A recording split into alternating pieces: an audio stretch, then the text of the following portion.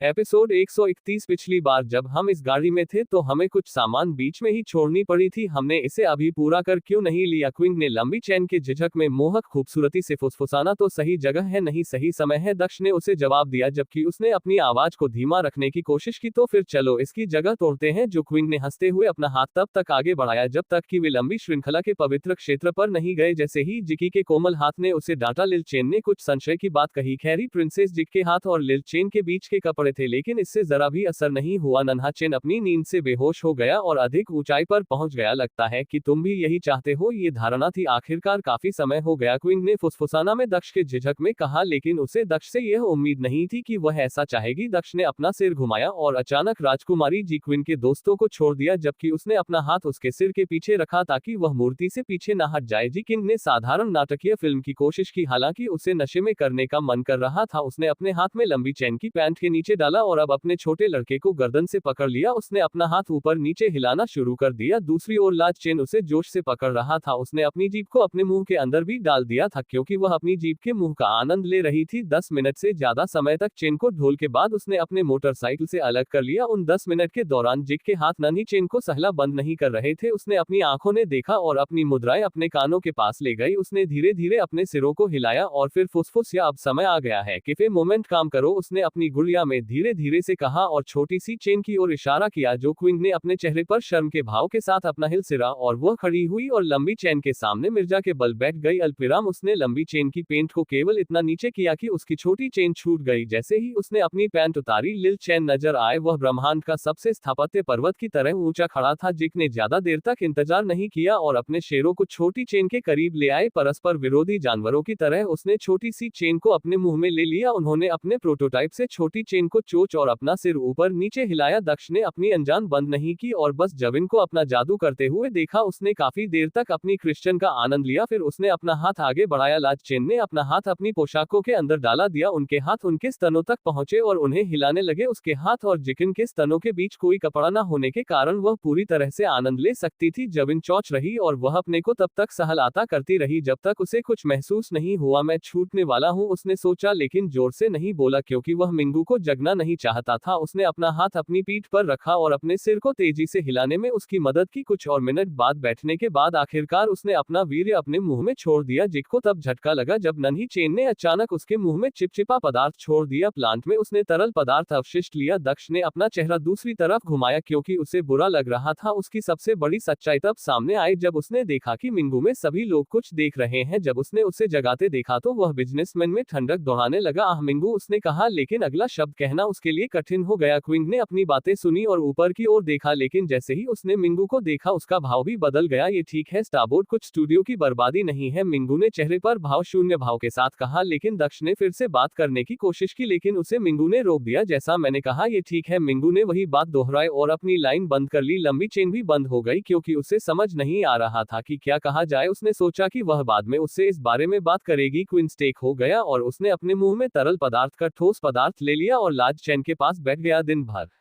यात्रा बिना एक शब्द बोले चलती रही और अब तक शाम हो गई थी। गाड़ी अचानक रुकी, दरवाजे पर दस्तक हुई। क्वीन ने स्कॉटलैंड में जाकर देखा कि वहां गाड़ीवान खड़ा था। हाँ, उसने दरवाजा घमते हुए पूछा, मलकिन, ऐसा लगता है कि पास में ही कोई गांव है। ये कवर पर नहीं था, लेकिन मुझे लगता है कि यह आराम करने के लिए एक अच्छी जगह होगी। अंधेरा भी हो रहा है, ड्राइवर ने जी क्वीन को बताया। हम एक गाँव। क्वीन ने अपनी सिर गाड़ी को बाहर और सामने देखा और निश्चित रूप से कुछ दूरी पर एक गाँव दिखाई दिया। ठीक है, हमें वहां ले चलो। चलो, रात को गाँव में आराम करो, क्वीन ने दरवाजा बंद करते हुए ड्राइवर से कहा। ड्राइवर ने सिर हिलाया और चला गया। गाड़ी चली और थोड़ी देर बाद फिर बंद हो गई। चलो आर्किटेक्ट, अब हमें गांव में पहुंचना चाहिए, क्विंग ने डोर मार्केट हुए दक्ष और मिंगू से कहा। मिंगू ने अपनी तरफ का दरवाजा खोला और बाहर निकल गया। एक लंबी श्रृंखला थी जो विपरीत दिशा में चलते समय दरवाजे से बाहर निकल गई। वे दरवाजे के सामने हो गए। आश्चर्य की बात यह थी कि दरवाजे पर कोई पहरेदार नहीं था। वे गांव के अंदर चले गए। पूरा गांव खाली लग रहा था। गांव में सड़क पर कोई लोग नहीं थे, लेकिन कुछ झोपड़ियों में रोशनी दे रही थी। लाज चेन, मिंगू और झ कविन क्विन के साथ वैगन प्लांट तक गया और दरवाजा खटखटाया। दक्ष मिंगू और जे क्विन के साथ निकटतम झोपड़ी तक गया और दरवाजा खटखटाया। दरवाजा खटखटाने के बाद अंदर से कुछ आवाजें आई लेकिन कोई प्रतिक्रिया नहीं हुई। माँ कीजिए, हम जुवान साम्राज्य से हैं, हमें गांव के मुखिया से बात करनी है, क्या आप मुझे बता सकते हैं कि मैं उसे कहां पा सकता हूं? दक्ष ने पुकारा। वह 1 मिनट तक इंतजार करता रहा लेकिन कोई प्रतिक्रिया नहीं हुई। चलो किसी और से बात करते हैं, दक्ष ने पीछे मुड़ते हुए कहा। लेकिन तभी दरवाजा खुल गया। उसने पीछे मुड़कर देखा तो दरवाजे पर एक बूढ़ा आदमी खड़ा था। क्या तुम सच में जुबान साम्राज्य से हो? आदमी ने दरवाजे पर खड़े होकर पूछा। हाँ, हमें रात को रुकने के लिए जगह चाहिए, इसलिए हम गांव के बुजुर्ग को ढूंढना चाहते थे। दक्ष ने उसे जवाब दिया। ओह, मेरे साथ आओ, मैं तुम्हें गांव के बुजुर्ग के पास ले चलूंगा। बूढ़े आदमी ने झोपड़ी से बाहर निकलते हुए मुस्कुराते हुए कहा। अंदर ही रहो, मैं अभी आता हूँ। बूढ़े आदमी ने कमरे के अंदर किसी से कहा और फिर दरवाजा बंद कर दिया। दक्ष को समझ नहीं आया कि वह किससे बात कर रहा था, उसे इसकी परवाह भी नहीं थी। बूढ़ा आदमी आगे आगे चला और दक्ष उसके पीछे पीछे चला। थोड़ी दूर चलने के बाद वह आदमी एक और कमजोर सी दिखने वाली झोपड़ी के सामने रुका और उसका दरवाजा खटखटाया। चीफ, मैं हूँ, दरवाजा खोलो। बूढ़े आदमी ने दरवाजा खटखटा हुए कहा। 1 मिनट से भी कम समय में दरवाजा खुल गया। तुम्हें मेरी क्या जरूरत है? एक और बूढ़ा आदमी झोपड़ी से बाहर आया लेकिन जैसे ही उसने दक्ष और दूसरे को देखा वह वापस चला गया और दरवाजा बंद कर दिया। मोगा, तुम अजनबियों को मेरे घर कैसे ला सकते हो? दरवाजे के दूसरी तरफ से गांव के मुखिया की आवाज आए। मुखिया, ये लोग जवान साम्राज्य से हैं, वे रात रुकने के लिए जगह ढूंढ रहे हैं। बूढ़े आदमी ने मुखिया को बताया। जुवान साम्राज्य अंदर से एक चौक वाली आवाज आए और दरवाजा फिर से खुल गया। हाँ मुखिया, मैंने उनकी शानदार गाड़ी भी देखी है, उसने मुखिया से कहा। कृपया अंदर आइए, गांव के मुखिया ने मुस्कुराते हुए कहा और दक्ष और अन्य लोगों को अंदर आमंत्रित किया। आमंत्रण के लिए धन्यवाद। दक्ष अंदर घुसते ही मुस्कुराया। बाकी लोग भी अंदर आ गए। हमने आपके साथ पहले जो बुरा व्यवहार किया था उसके लिए मुझे खेद है। बात बस इतनी है कि गांव कुछ परेशानियों से गुजर रहा है, हर कोई सतर्क है। गांव के मुखिया ने सिर झुकाते हुए दक्ष से कहा। कोई बात नहीं, आपको इसकी चिंता करने की जरूरत नहीं है, हम रुकने और शिविर लगाने ही वाले थे कि तभी हमें आपका गांव दिखाई दिया। हमने सोचा कि अगर आप लोगों के पास कुछ कमरे खाली हो तो हम रात भर यही रुक सकते हैं। दक्ष ने गांव के मुखिया से कहा। अगर आप ऐसा नहीं भी करते तो भी कोई बात नहीं, हम फिर भी शिविर लगा सकते हैं। दक्ष ने आगे कहा। समझने के लिए धन्यवाद और चिंता मत करो, हमारे पास आप सभी के लिए जगह है। गांव में कई खाली झोपड़ियां हैं, मुखिया ने कहा। हालांकि यह कहते समय उनकी आवाज में कुछ उदासी साफ झलक रही थी। मुंह न जाओ और उन्हें वे झोपड़ियां दिखाओ जो छोटे 21, छोटे 22 और छोटे 23 की थी। गांव के मुखिया ने बूढ़े आदमी से कहा। हाँ, मोगान ने खड़े होते हुए कहा। वह दरवाजे की ओर चला गया। धन्यवाद,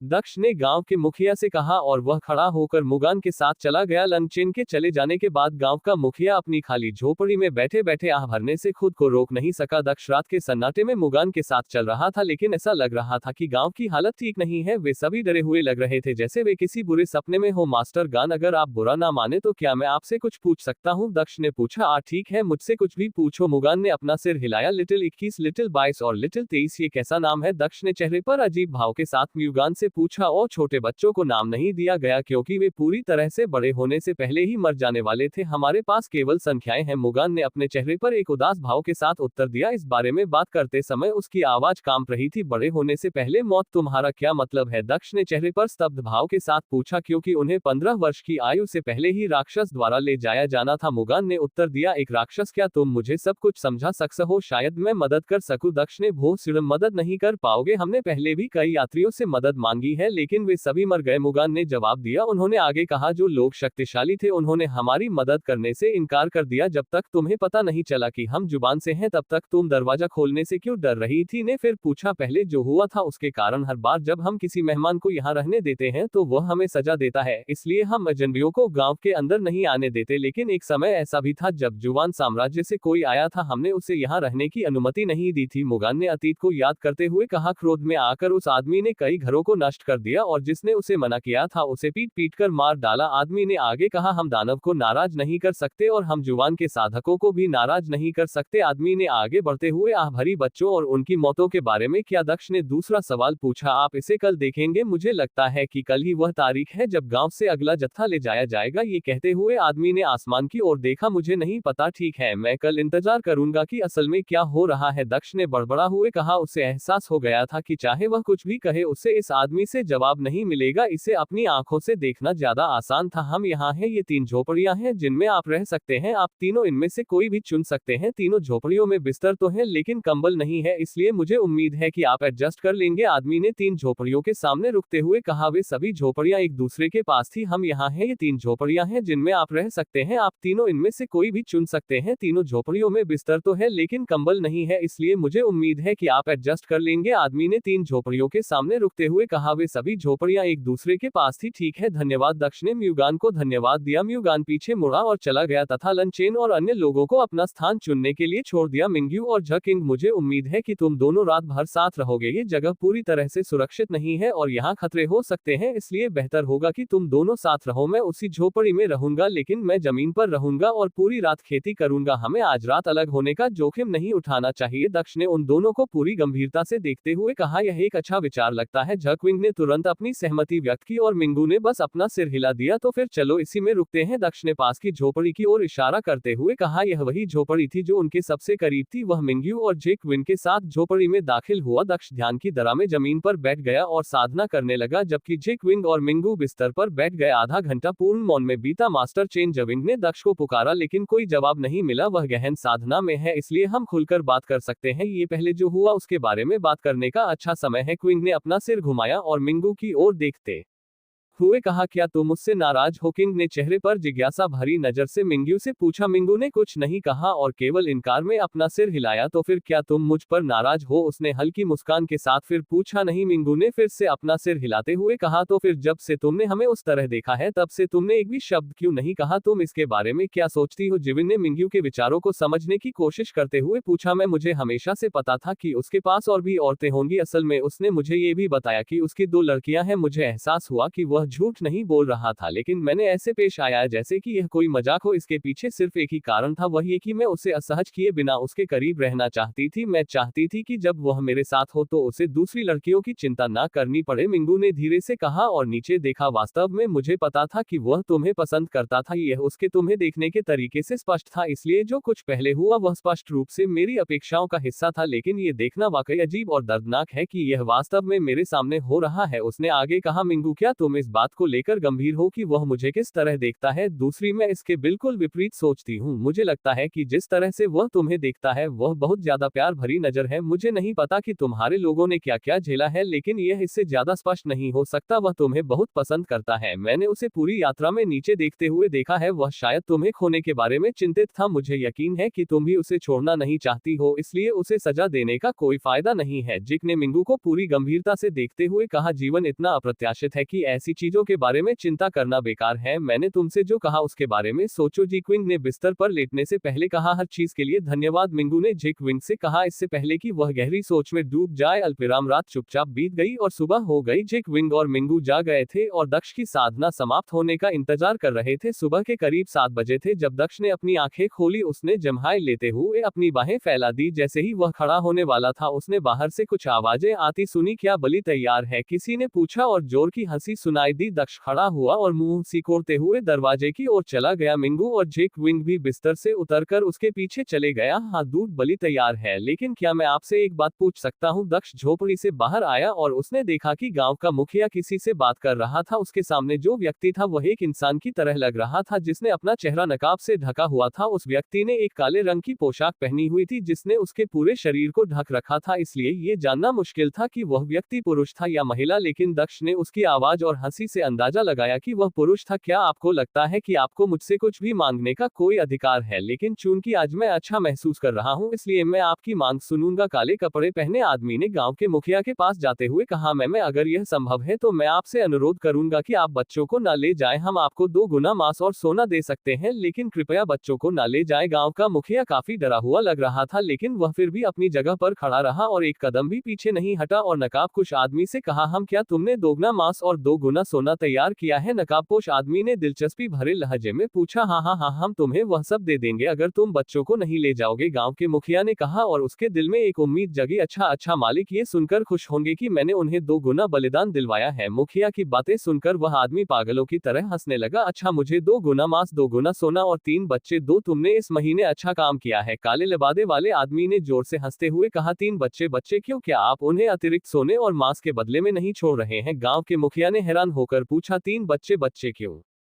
क्या आप उन्हें अतिरिक्त सोने और मांस के बदले में नहीं छोड़ रहे हैं? गांव के मुखिया ने हैरान होकर पूछा। बेशक, चूंकि आप मुझे डबल बलिदान दे रहे हैं, इसलिए मैं 3 बच्चे नहीं लूंगा। डबल बलिदान का मतलब है डबल सोना, डबल मांस और 6 बच्चे हैं ना। मैं मूल 3 बच्चों को नहीं लूंगा और हमेशा की तरह केवल 3 बच्चों को लूंगा। नकाबपोश आदमी ने क्रूरता से हंसते हुए गांव के मुखिया के कंधों पर हाथ रखा। बच्चों को ले आओ, मास्टर को इंतजार करना पसंद नहीं है, तुम्हें ये बात पता होनी चाहिए, नकाबपोश आदमी ने आगे कहा। लेकिन मुखिया हकला हुए बोला और उसे पसीना आने लगा। डॉट थप्पड़ कोई परंतु नहीं। अगर तुम नहीं चाहते कि तुम्हारा पूरा गांव इसी पल नष्ट हो जाए तो जैसा मैंने कहा वैसा करो। ओह ठीक है, तुम्हारी एक छोटी बेटी है ना? मैं उसे भी अपने साथ ले जाऊंगा, इसे मुझसे मुंह मोड़ने की सजा समझो। नकाबपोश आदमी ने मुखिया को थप्पड़ मार दिया। मुझे बली के 3 बच्चे लाओ, मैं खुद गांव के मुखिया की छोटी बेटी को लाऊंगा, उसे सबक सीखने की जरूरत है। बेहतर होगा कि मैं उसकी आंखों के सामने उसकी खूबसूरत बेटी का स्वाद चख, ताकि वह ये सबक कभी ना भूले। नकाबपोश आदमी ने पास के गांव वालों की ओर देखते हुए कहा। गांव वाले कुछ देर तक झके और फिर तितर बतर होकर पास की झोपड़ियों की ओर चल दिए। दूसरी ओर नकाबपोश आदमी गांव के मुखिया के घर की ओर चल पड़ा। वह घर में घुसा और कुछ ही मिनटों में बाहर आ गया। उसने एक लड़की का हाथ पकड़ रखा था जो दिखने में 15-16 साल की लग रही थी। लड़की प्रतिरोध दिख रही थी, लेकिन वह खुद को उसकी पकड़ से छुड़ा नहीं पा रही थी। उसकी आंखों से आंसू गिरते रहे। अल्पविराम नकाबपोश आदमी गांव के मुखिया के सामने रुका। कृपया मेरी बेटी को छोड़ दो, गांव के मुखिया ने विनती की, लेकिन नकाबपोश आदमी ने उसे लात मार दी। गांव का मुखिया दर्द से कराहते हुए मुंह से रक्त बाहर निकालने लगा। अच्छा काम, नकाबपोश आदमी ने कहा जब उसने देखा कि गांव वाले 3 बच्चों के साथ वापस आ गए हैं। बच्चों की आंखों में आंसू थे, लेकिन ऐसा नहीं लग रहा था कि वे संघर्ष कर रहे थे, शायद इसलिए क्योंकि वे मरने के लिए तैयार थे और उन्हें अपनी नियति पता थी। अब मुख्य कार्यक्रम में जाने का समय आ गया है। देखो गांव के मुखिया, देखो तुम्हारी बेटी के साथ कैसे खेला जाएगा। सभी गांव वालों के सामने नकाबपोश आदमी ने गांव के मुखिया की ओर देखते हुए कहा। छोटी बच्ची, तुम बहुत सुंदर हो, दुर्भाग्य से तुम गलत जगह पैदा हुई हो, तुम्हारे पिता बेकार हैं। नकाबपोश आदमी ने लड़की की ओर देखते हुए हंसते हुए कहा। अब समय आ गया है कि तुम अपने कपड़ों के अंदर क्या छिपा रही हो? वह आदमी हंसा और उसने लड़की के स्तनों की ओर हाथ बढ़ाया। लड़की ने अपनी आंखें बंद कर ली थी, लेकिन उसकी आंखों से आंसू गिरना बंद नहीं हुए। इससे पहले कि उसका हाथ लड़की के स्तनों को छू पाता, किसी चीज ने नकाबपोश व्यक्ति के सिर पर प्रहार किया, जिससे वह उड़ गया। नकाबपोश व्यक्ति दर्द से चीखते हुए जमीन पर गिर पड़ा। कुछ प्रयास के बाद वह उठकर बैठ गया और लड़की की ओर देखा तो पाया कि उसके सामने एक युवा लड़का खड़ा है। लड़का देखने में 16-17 साल का लग रहा था और काफी सुंदर लग रहा था। वह लड़का दक्ष था। चिंता मत करो, कोई तुम्हें नुकसान नहीं पहुंचाएगा, दक्ष ने कोमल स्वर में कहा और लड़की की ओर देखा। लड़की ने कुछ हिचकिचाहट के बाद अपनी आंखें खोली तो उसने देखा कि उसके सामने एक युवा लड़के का चेहरा है। उसने इधर उधर देखा तो पाया कि नकाबपोश आदमी उससे दूर जमीन पर बैठा हुआ था। तुम मुझ पर हमला करने की तुम्हारी हिम्मत कैसे हुई? तुम मरना चाहते हो है ना? नकाबपोश आदमी गुस्से में अड़ते हुए खड़ा हुआ। मैं बुराई से नफरत नहीं करता, वास्तव में मैंने खुद भी ऐसे कई काम किए हैं, लेकिन बुराई के कुछ रूप ऐसे हैं जिन्हें मैं बर्दाश्त नहीं कर सकता। मैंने उनमें से कई को खुद ही परास्त किया है। आज ऐसा करने के लिए एक अच्छा दिन लगता है, दक्ष ने धीरे से कहा, लेकिन उसके शब्द नकाबपोश आदमी को साफ सुनाई दे रहे थे। ये सुनते ही उसका चेहरा लाल हो गया। तुम बेकार हो, मुझ पर चुपके से हमला करने के बाद क्या तुम वाकई सोचते हो कि तुम कोई बड़ी बात हो? मैं तुम्हें ये देखने को मजबूर करूंगा कि मैं तुम्हारे शरीर के टुकड़े टुकड़े कर रहा हूं, नकाबपोश आदमी ने क्रूर लहजे में कहा। वह आदमी खड़ा हुआ और दक्ष की ओर दौड़ने लगा, लेकिन इससे पहले कि वह 2 कदम भी आगे बढ़ पाता, स्थिति पूरी तरह बदल गई। यह सब इतनी तेजी से हुआ कि उसे पता ही नहीं चला कि यह कैसे हुआ, लेकिन उसकी गर्दन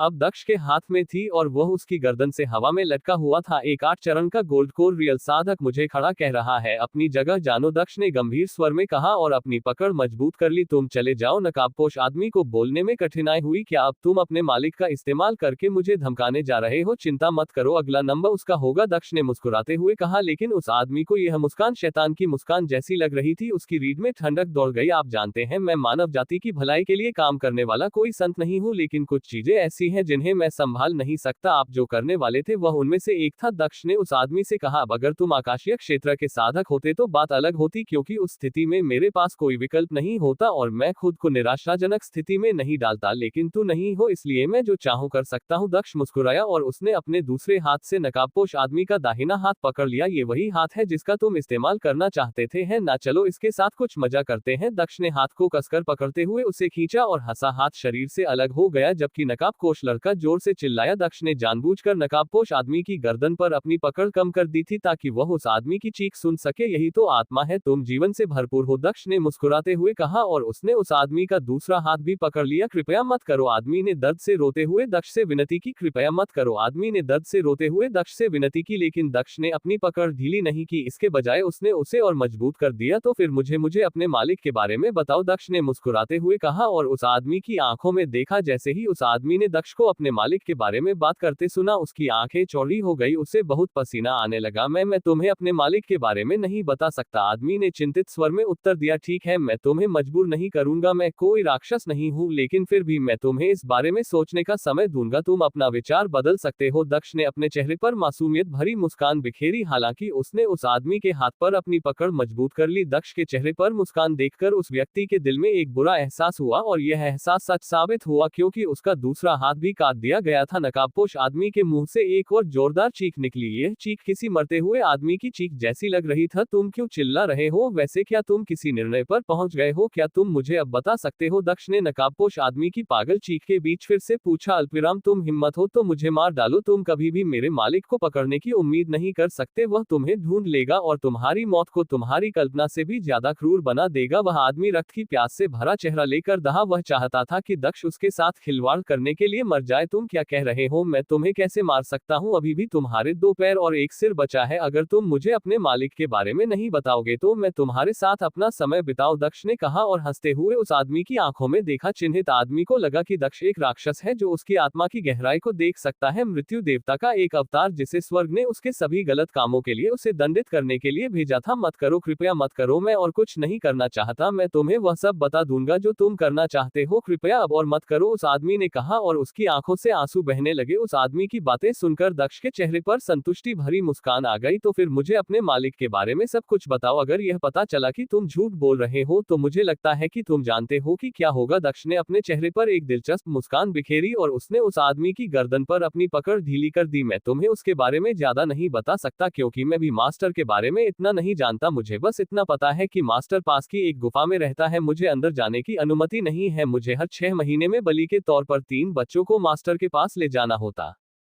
है। नकाबपोश आदमी ने दक्ष को जवाब दिया। तो तुमने उसे गुफा से बाहर निकलते नहीं देखा, उसकी साधना के बारे में क्या? दक्ष ने नकाबपोश आदमी को घूरते हुए फिर पूछा। मैंने मास्टर को कभी गुफा से बाहर आते नहीं देखा, मुझे सारे आदेश बाहर से ही मिलते हैं, उस आदमी ने दक्ष को चिंतित स्वर में उत्तर दिया। ऐसा लग रहा था कि उसे चिंता थी कि दक्ष उस पर विश्वास नहीं करेगा, फिर वह तुम्हें कैसे नियंत्रित करता है? अगर तुमने उसे धोखा दिया तो क्या होगा? दक्ष ने नकाबपोश आदमी के गुरु के बारे में सोचते हुए पूछा। जीवन नष्ट करने वाला कीड़ा, मालिक के पास मेरे बगल में एक और नौकर है और वह नौकर मालिक के बहुत करीब है, केवल वही मालिक से आदेश लेने के लिए गुफा में प्रवेश कर सकता है, वही मुझे आदेश देता है। उस नौकर ने मेरे शरीर के अंदर एक जीवन नष्ट करने वाला कीड़ा रखा है, केवल मालिक ही उस कीड़े को नियंत्रित कर सकता है। मालिक का एक विचार और मैं मर जाऊंगा, अगर मैं मालिक से बहुत दूर चला गया तो मैं मर जाऊंगा, यही बात उस नौकर ने मुझे बताई। उसने कहा कि मैं इस गांव का दूत हूं और मालिक के लिए बलि इकट्ठा करने का प्रभारी हूं। दर्द के कारण बोलने में संघर्ष करते हुए वह आदमी बोलता रहा, वह प्रार्थना कर रहा था कि दक्ष उस पर विश्वास करे और उसे जाने दे। क्या आपके गुरु आकाश क्षेत्र के साधक हैं? दक्ष ने दूसरा सवाल पूछा। मुझे ऐसा नहीं लगता, हालांकि मैंने मास्टर को नहीं देखा है, लेकिन ये बहुत ही असंभव लगता है। मास्टर के मुख्य दास ने पहले कहा था कि मास्टर को पृथ्वी क्षेत्र के शिखर पर पहुंचने में बहुत समय लगेगा, मुझे लगता है कि मास्टर अपनी साधना को आगे बढ़ाने के लिए बलिदान का उपयोग कर रहे हैं। नकाबपोश व्यक्ति ने दक्ष को उत्तर दिया। ठीक है, मुझे उसके पास ले चलो, मैं तुम्हारे संदेश देखना चाहता हूँ। दक्ष ने नकाबपोश आदमी से कहा। क्या वह आदमी पागल हो गया है? वह दानव के पास जाना चाहता चाहता है, क्या वह मरना चाहता है? वहां मौजूद अधिकांश ग्रामीण नकाबपोश व्यक्ति के साथ दक्ष की बातचीत सुन रहे थे और अपने मन में दक्ष को छोटा कर रहे थे, लेकिन वे इसे खुले तौर पर व्यक्त करने की हिम्मत नहीं कर रहे थे। उनका मानना था कि हालांकि दक्ष दान को नहीं मार सकता, फिर भी वह दानव के दूत के साथ हुई लड़ाई के आधार पर उन्हें आसानी से मार सकता है। मैं नहीं कर सकता। अगर मालिक को इस बारे में पता चल गया तो वह जीवन विनाशक कीट मुझे मार डालेगा। उस आदमी ने चेहरे पर डरी हुई नजर के साथ दक्ष को सीधे मना कर दिया, अगर तुम चाहो तो मुझे मार दो, मेरा आधा सिर पहले ही कट चुका है। नकाबपोश आदमी ने आगे कहा, क्या तुम अपने स्वामी से मुक्त नहीं होना चाहते? यदि तुम्हारे स्वामी को मार दिया गया तो वह जीवन नाशक कीट तुम्हें नहीं मारेगा। दक्ष ने नकाबपोश व्यक्ति को उत्तर दिया, भले ही आपने अपने दोनों हाथ खो दिए हो, लेकिन आपके पास अभी भी साधना है, आप एक अच्छा जीवन जी सकते हैं। दक्ष ने नकाबपोश व्यक्ति से कहा जब वह उससे सहमत होने की कोशिश कर रहा था, अगर यह वाकई संभव है, ठीक है, मैं तुम्हें गुफा में ले जाऊंगा, लेकिन मैं उसके पास नहीं जाऊंगा, नहीं तो गुरु मुझे मार डालेंगे। इससे पहले कि तुम कुछ कर पाओ, फिर भी मैं तुम्हें गुफा दिखाऊंगा। नकाबपोश आदमी ने सहमति जताते हुए अपना सिर हिलाया। वह अपना एक अनुरोध रखना नहीं भूला, अल्पविराम डॉट अगर यह वाकई संभव है, ठीक है, मैं तुम्हें गुफा में ले जाऊंगा, लेकिन मैं उसके पास नहीं जाऊंगा, नहीं तो गुरु मुझे मार डालेंगे। इससे पहले तुम कुछ कर पाओ, फिर भी मैं तुम्हें गुफा दिखाऊंगा। नकाबपोश आदमी ने सहमति जताते हुए अपना सिर हिलाया। वह अपना एक अनुरोध रखना नहीं भूला, ठीक है, गुफा का नजारा देखने के बाद मैं तुम्हें आजाद कर दूंगा। दक्ष ने नकाबपोश से एक ईमानदार मुस्कान के साथ कहा। उसने उस आदमी को जमीन पर लिटा दिया और अपना हाथ उसकी गर्दन से हटा लिया। क्या मुझे उससे पहले कुछ प्रारंभिक उपचार मिल सकता है? अन्यथा हम वहां पहुंचने से पहले ही रक्त बहने से मेरी मौत हो जाएगी। नकाबपोश आदमी ने दक्ष से पूछा, उसके पैर कहाँ रहे थे और वह ठीक से खड़ा होने में भी संघर्ष कर रहा था। इस बारे में चिंता मत करो, मैं वहां पहुंचने के बाद तुम्हें एक जीवन रक्षक गोली दूंगा, उसके बाद तुम मुक्त हो जाओगे और जीवन रक्षक गोली की मदद से तुम्हारे घाव भी ठीक हो जाएंगे, लेकिन उससे पहले कोई इलाज नहीं होगा। दक्ष ने नकाबपोश आदमी को जवाब दिया, पहले मुझे ये सुनिश्चित करना होगा कि जिस गुफा के बारे में तुम बात कर रहे हो वह असली है, तभी तुम आजाद हो पाओगे और गोली पा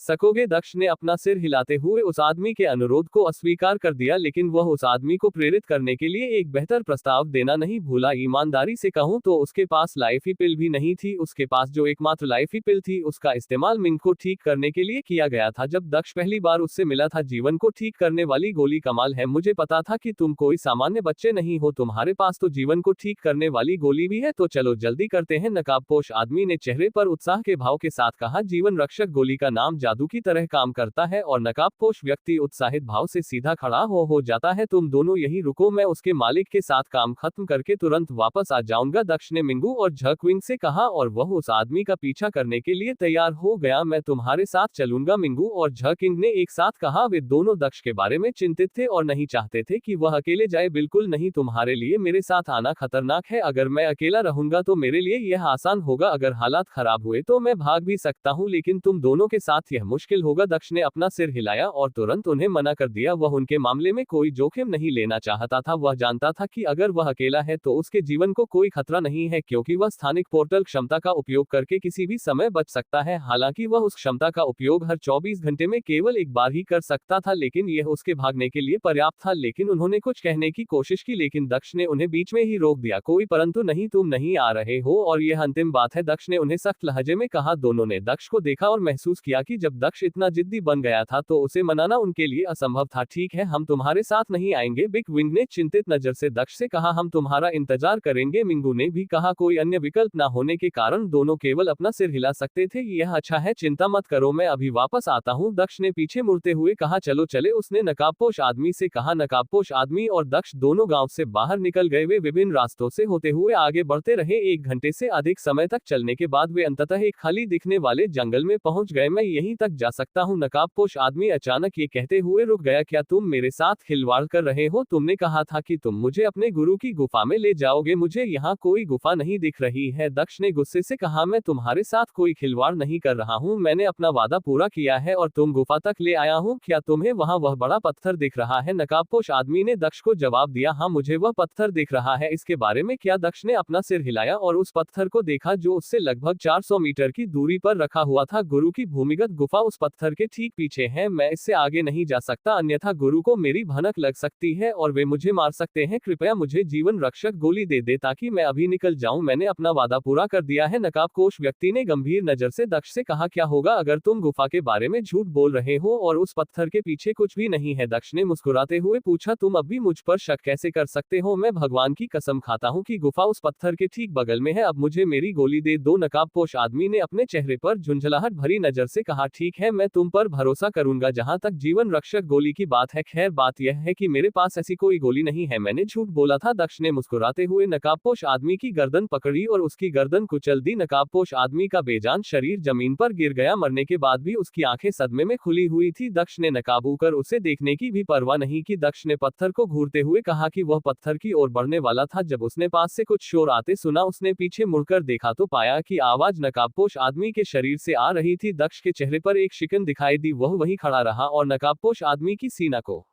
बड़ी दिलचस्पी से देखता रहा। शोर काफी देर तक जारी रहा। कुछ समय बाद दक्ष आखिरकार उस चीज को देख पाया जो इतनी आवाज कर रही थी। उस चीज को देखते ही उसके हाव भाव अजीब हो गए। कुछ समय बाद दक्ष आखिरकार उस चीज को देख पाया जो इतनी आवाज कर रही थी। उस चीज को देखते ही उसके हाव भाव अजीब हो गए। यह एक अजीब जीव था, एक ऐसा जीव जो बिल्कुल कैटरपिलर जैसा दिखता था। फर्क सिर्फ इतना था कि इसका रंग रक्त जैसा लाल था। दक्ष को यकीन नहीं था कि जीव का रंग रक्त जैसा लाल था। ये लाल रंग असली रक्त था क्योंकि यह जीव नकाबपोश आदमी की सीना से निकला था। तुम्हें जीवन नष्ट करने वाला कीट होना चाहिए। तुम एक दिलचस्प प्राणी हो, दक्ष ने मुस्कुराते हुए कहा और बैठकर कीट को देखने लगा। भविष्य में तुम उपयोगी हो सकते हो, मैं इस अवसर को व्यर्थ नहीं जाने दे सकता। दक्ष ने जीवन नष्ट करने वाले कीट को घूरते हुए कहा, जुन, मैं जीवन नष्ट करने वाले कीट के साथ एक अनुबंध स्थापित कर सकता हूं, है ना? दक्ष ने जुन से पूछा, जबकि वह जीवन नष्ट करने वाले कीट को देखता रहा जो धीरे धीरे आगे बढ़ रहा था। ऐसा लग रहा था कि वह जाने की कोशिश कर रहा था। ओह, तुम्हें आखिरकार मेरी याद आ ही गई। मुझे तो लगता था कि तुम्हारी लड़कियां ही तुम्हारी एकमात्र चिंता है। जुन ने गुस्से भरे लहजे में कहा, अरे ऐसा मत कहो, तुम भी तो मेरी ही लड़की हो। वैसे भी तुमने मुझे जीवन नष्ट करने वाले कीड़े के बारे में कोई जवाब नहीं दिया। दक्ष ने हंसते हुए कहा, ये घटिया लाइनें अपनी लड़कियों के लिए बचाकर रखो। जुन ने झुंझलाहट भरे लहजे में कहा, वैसे भी तुम सही हो, जीवन नष्ट करने वाले कीट को वश में करने में कोई समस्या नहीं है, बस वही तरीका अपनाओ, हो सकता है कि यह तुम्हारे लिए अच्छा हो। जून ने उसे जवाब देने में ज्यादा समय नहीं लगाया। ठीक है, धन्यवाद। दक्ष ने चेहरे पर प्यारी सी मुस्कान के साथ जून को धन्यवाद दिया। ठीक है छोटे दोस्त, तुम मेरे साथ आओगे? दक्ष मुस्कुराया और उसने अपनी उंगली को हल्के से काटा। उसकी उंगली से रक्त बहने लगा। दक्ष ने अपनी रक्त बह रही उंगली को जीवन नष्ट करने वाले कीट के सिर के ऊपर लाया और रक्त की एक बूंद जीवन नष्ट करने वाले कीट के सिर पर गिरा दी। जैसे ही रक्त की बूंद उसके सिर पर गिरी, जीवन नष्ट करने वाला कीड़ा चमकने लगा। करीब 1 मिनट तक चमकने के बाद वह सामान्य हो गया। पालतू बनाना सफल रहा और दक्ष को महसूस हुआ कि उसके और जीवन नाशक कीट के बीच एक संबंध स्थापित हो रहा है। परिवार में आपका स्वागत है, लिटिल गाय। दक्ष ने जीवन नष्ट करने वाले कीड़े को देखते हुए कहा, ठीक है, अब तुम्हारा नाम रखने का समय आ गया है। अरे यार, ये हमेशा सबसे मुश्किल काम होता है। अगर तुम्हें नाम पसंद नहीं आया तो मैं पहले ही माफी मांगता हूँ। अब से तुम्हें कैटी कहा जाएगा, सिर्फ इसलिए क्योंकि तुम कैटरपिलर जैसी दिखती हो। दक्ष ने जानवर का नाम रखते हुए मुस्कुराया। ठीक है कैटी, अब अपने बड़े भाई और बहन से मिलने का समय हो गया है, ठीक से व्यवहार करना सुनिश्चित करें, दक्ष ने हंसते हुए कहा और उसने जीवन को नष्ट करने वाले कीट को अपनी प्राचीन अंगूठी के जानवर क्षेत्र में रख दिया। ठीक है, अब गंभीर होने का समय आ गया है। वह खड़ा हुआ और दूसरी तरफ के पत्थर की ओर देखने लगा। वह पत्थर की ओर चलने लगा। दक्ष अभी 100 मीटर ही चला था कि उसने किसी को देखा। पत्थर के दूसरी तरफ से एक आदमी बाहर आया। वह आदमी 7 फीट से ज्यादा लंबा था, लेकिन काफी दुबला पतला दिख रहा था। उसके सिर पर एक भी बाल नहीं था, जिससे उसका बड़ा माथा और भी बड़ा लग रहा था। तुम कौन हो? तुम यहाँ क्या कर रहे हो? गंजे आदमी ने अपने चेहरे पर स्तब्ध भाव के साथ कहा। गंजे आदमी को यह समझने में देर नहीं लगी कि 16-17 साल का लड़का उसकी ओर आ रहा है। वह इस जगह पर एक बच्चे को देखकर दंग रह गया और बस दक्ष को देखता रहा। एक 8वें चरण का गोल्ड कोर क्षेत्र साधक। वह स्वामी नहीं हो सकता, वह दूसरा सेवक होगा जिसके बारे में मैंने बहुत सुना है, दक्ष ने सोचा और उसने उस आदमी को दिलचस्पी से देखा। अच्छा, भगवान का शुक्र है कि मुझे कोई मिल गया। क्या आप मेरी मदद कर सकते हैं? सीनियर, मैं अपनी बड़ी बहन की बीमारी का इलाज करने के लिए एक जड़ी बूटी की तलाश कर रहा हूं, दक्ष ने अपने चेहरे पर एक उत्साहित भाव के साथ कहा। क्या सीनियर ने 9 यांग ग्रास देखी है? उसने चिंतित निगाह से पूछा। इस समय दक्ष एक भोले भाले युवा लड़के की तरह लग रहा था जो बिना कुछ सोचे समझे जंगल में चला आया था और यही वह चित्रित करना चाहता था। उस आदमी के चेहरे पर एक बड़ी मुस्कान खिल गई जब उसने चेहरे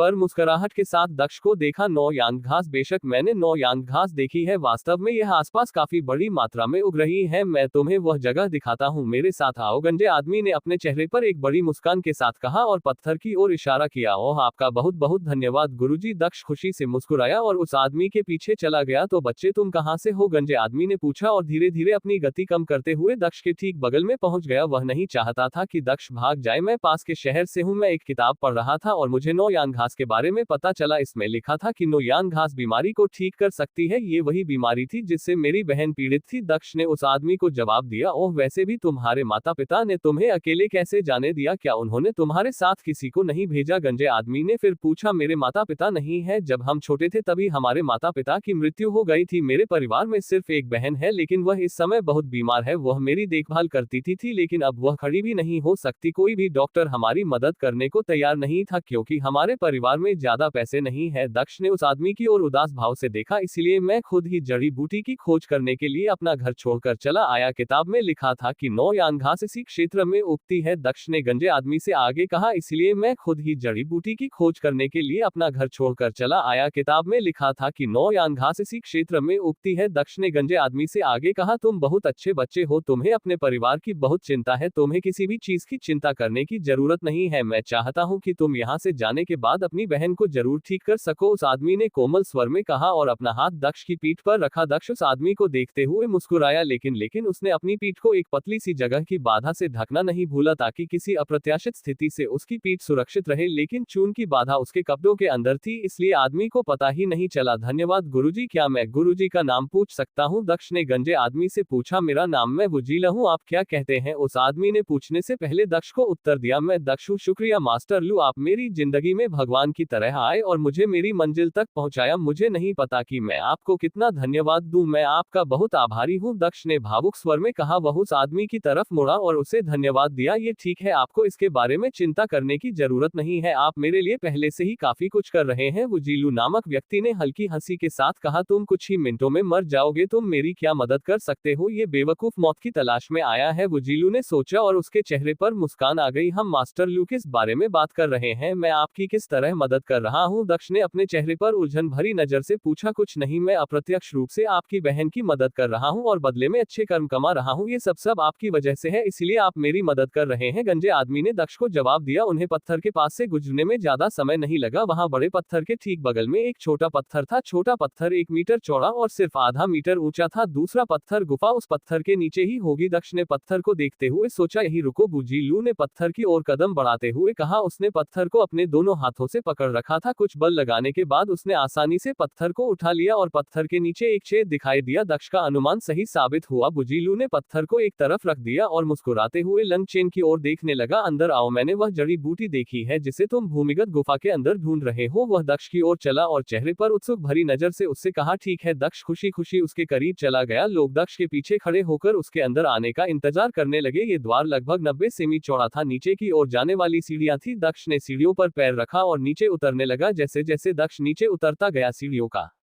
छोटा सा छेद और चौड़ा होता गया। लगभग 3 मिनट के बाद सीढ़ियां अंततः समाप्त हो गई और दक्ष को असली गुफा दिखाई दी। सीढ़ियां एक गुफा पर समाप्त हुई जो लगभग 3 मीटर चौड़ी और 5 मीटर ऊंची थी। 9 यांग जड़ी बूटी आगे अंदर है, आप आगे चल सकते हैं, मैं पीछे रहूंगा। गुफा हमें सीधे जड़ी बूटियों तक ले जाएगी, वजीलू ने मुस्कुराते हुए कहा जब वह दक्ष के पीछे खड़ा था। ठीक है, दक्ष ने मुस्कुराते हुए कहा और गुफा में और अंदर जाने लगा। लगभग 300-400 मीटर चलने के बाद वह सुरंग के अंत में पहुंच गया। एक कमरे के खुलने पर समय समाप्त हो गया। कमरा देखने में ऐसा लग रहा था जैसे कि यह बहुत बढ़िया बना हुआ है। कमरा एक चौकोर आकार का लग रहा था और इसकी ऊंचाई, लंबाई और चौड़ाई करीब 10 मीटर थी। दक्ष कमरे के प्रवेश द्वार पर खड़ा था और कमरे के अंदर देख पा रहा था। वह कमरे के बीच में रखी एक बड़ी कड़ाही देख सकता था। कड़ाही आधी चांदी और आधी सोने की थी। कड़ाही के चांदी वाले हिस्से पर सूर्य का प्रतीक बना हुआ था, जबकि कड़ाही के सुनहरे हिस्से पर चंद्रमा का प्रतीक बना हुआ था। कड़ाही काफी अजीब लग रही थी। एक व्यक्ति कड़ाही के पास खड़ा था। उस व्यक्ति ने काले रंग का लबादा पहना हुआ था जो उसे पूरी तरह से ढक रहा था। दक्ष यह नहीं देख सका कि वह व्यक्ति कौन था, क्योंकि उसकी पीठ दक्ष की ओर थी। यह जरूर उनका मालिक होगा। दिलचस्प है, दक्ष ने काले लिबादे वाले आदमी की पीठ पर नजर डालते हुए सोचा। हालांकि वह नहीं देख पाया कि वह व्यक्ति कौन था, लेकिन दक्ष यह अनुमान लगाने में सक्षम था कि यह वही व्यक्ति था जिसे गांव वाले राक्षस कहते थे। उस नकाबपोश आदमी का स्वामी। छोटीलू, तुम इतनी जल्दी वापस आ गई, वैसे तुम्हारे साथ वह लड़का कौन है? उस व्यक्ति ने बिना पीछे देखे जवाब दिया। आवाज एक लड़की की थी और सुनने में काफी अच्छी लग रही थी। दक्ष ने आवाज सुनी तो वह भौं सिकोड़ना से खुद को नहीं रोक सका। आवाज ट्रेन थी और किसी लड़की की आवाज जैसी लग रही थी। वह ये देखकर भी हैरान था कि लड़की दक्ष की मौजूदगी के बारे में जान पाई थी। मुझे उम्मीद नहीं थी कि यह कोई लड़की होगी। वह अपने आसपास के माहौल से अवगत रहने के लिए अपनी दिव्य इंद्रियों का उपयोग कर रही होगी, दक्ष ने मन ही मन सोचा। उसने अपनी दिव्य बुद्धि का प्रयोग करके लड़की की साधना पर अंकुश लगाया। उसके चेहरे पर मुस्कान आ गई। यह एक छोटा लड़का है जो मुझे तब मिला जब मैं यहाँ से जा रहा था। वह अपनी बीमार बहन के लिए 9 यान घास की तलाश में निकला था, लेकिन उसके पास कोई साधना भी नहीं है। वह बस एक बेकार इंसान है, लेकिन मुझे लगता है कि वह मालिक के काम आ सकता है, बुझिलू ने कहा और जोर से हंसने लगा। क्या तुम चौंक नहीं गए? तुम इतनी आसानी से मूर्ख बन गए? यहाँ कोई जड़ी बूटी नहीं है, इसके बजाय तुम ही जड़ी बूटी होगा। गुरु की साधना के लिए जड़ी बूटी? बुझिलू पागलों की तरह हंसने लगा और उसने दक्ष को घूर कर देखा, लेकिन उसकी हंसी को भह सिकुड़ने में देर नहीं लगी, क्योंकि उसने देखा कि दक्ष बस वही शांति से खड़ा था। क्या बेटा, क्या तुम चौंक नहीं गए? तुम इतनी आसान से मूर्ख बन गए? यहाँ कोई जड़ी बूटी नहीं है, इसके बजाय तुम ही जड़ी बूटी होगे। गुरु की साधना के लिए जड़ी बूटी? बुझिलू पागलों की तरह हंसने लगा और उसने दक्ष को घूर कर देखा, लेकिन उसकी हंसी को भौ सिकुड़ा गए। वह मुस्कुरा रहा हो। क्या तुम मुझे ये बताने की कोशिश कर रही हो कि एक नश्वर भी है जो दिव्य ज्ञान का उपयोग कर सकता है? तुम सच में अपना स्पर्श खो चुकी हो लिटिल लू है ना? ये बिल्कुल स्पष्ट है कि यह लड़का इतना सरल नहीं है। मुझे लगता है कि उसने मुझ तक पहुंचने के लिए तुम्हारा इस्तेमाल किया है। महिला ने एक मनोरंजक स्वर में उत्तर दिया। उसने फिर भी पीछे मुड़कर नहीं देखा। क्या? बुझिलू चौंक गया जब उसने लड़के की ओर देखा। दक्ष के चेहरे पर मुस्कुराहट देखकर उसका मुंह खुला का खुला रह गया। मुझे कहना ही होगा, मैंने कभी नहीं सोचा था कि वह भयंकर बच्चा खाने वाली राक्षसी एक महिला होगी। मैं कुछ हद तक हैरान हूँ। दक्ष ने काले वस्त्र पहने लड़की से चेहरे पर एक मनोरंजक मुस्कान के साथ कहा। ओह, क्या आजकल लोग मुझे इसी नाम से बुलाते हैं? ये नाम बिल्कुल भी अच्छा नहीं लगता, लड़की ने दक्ष को जवाब दिया। दक्ष उसके चेहरे के भाव नहीं देख पाया, लेकिन उसे यकीन था कि वह नाराज है, लेकिन उसे इसकी परवाह नहीं थी। तुम मुझे बेवकूफ बनाने की तुम्हारी हिम्मत कैसे हुई? मैं तुम्हें मार डालूंगा। बुझिलू गुस्से में दहाड़ हुए दक्ष की ओर भागा। वह एक बच्चे द्वारा बेवकूफ बनाए जाने पर बहुत क्रोधित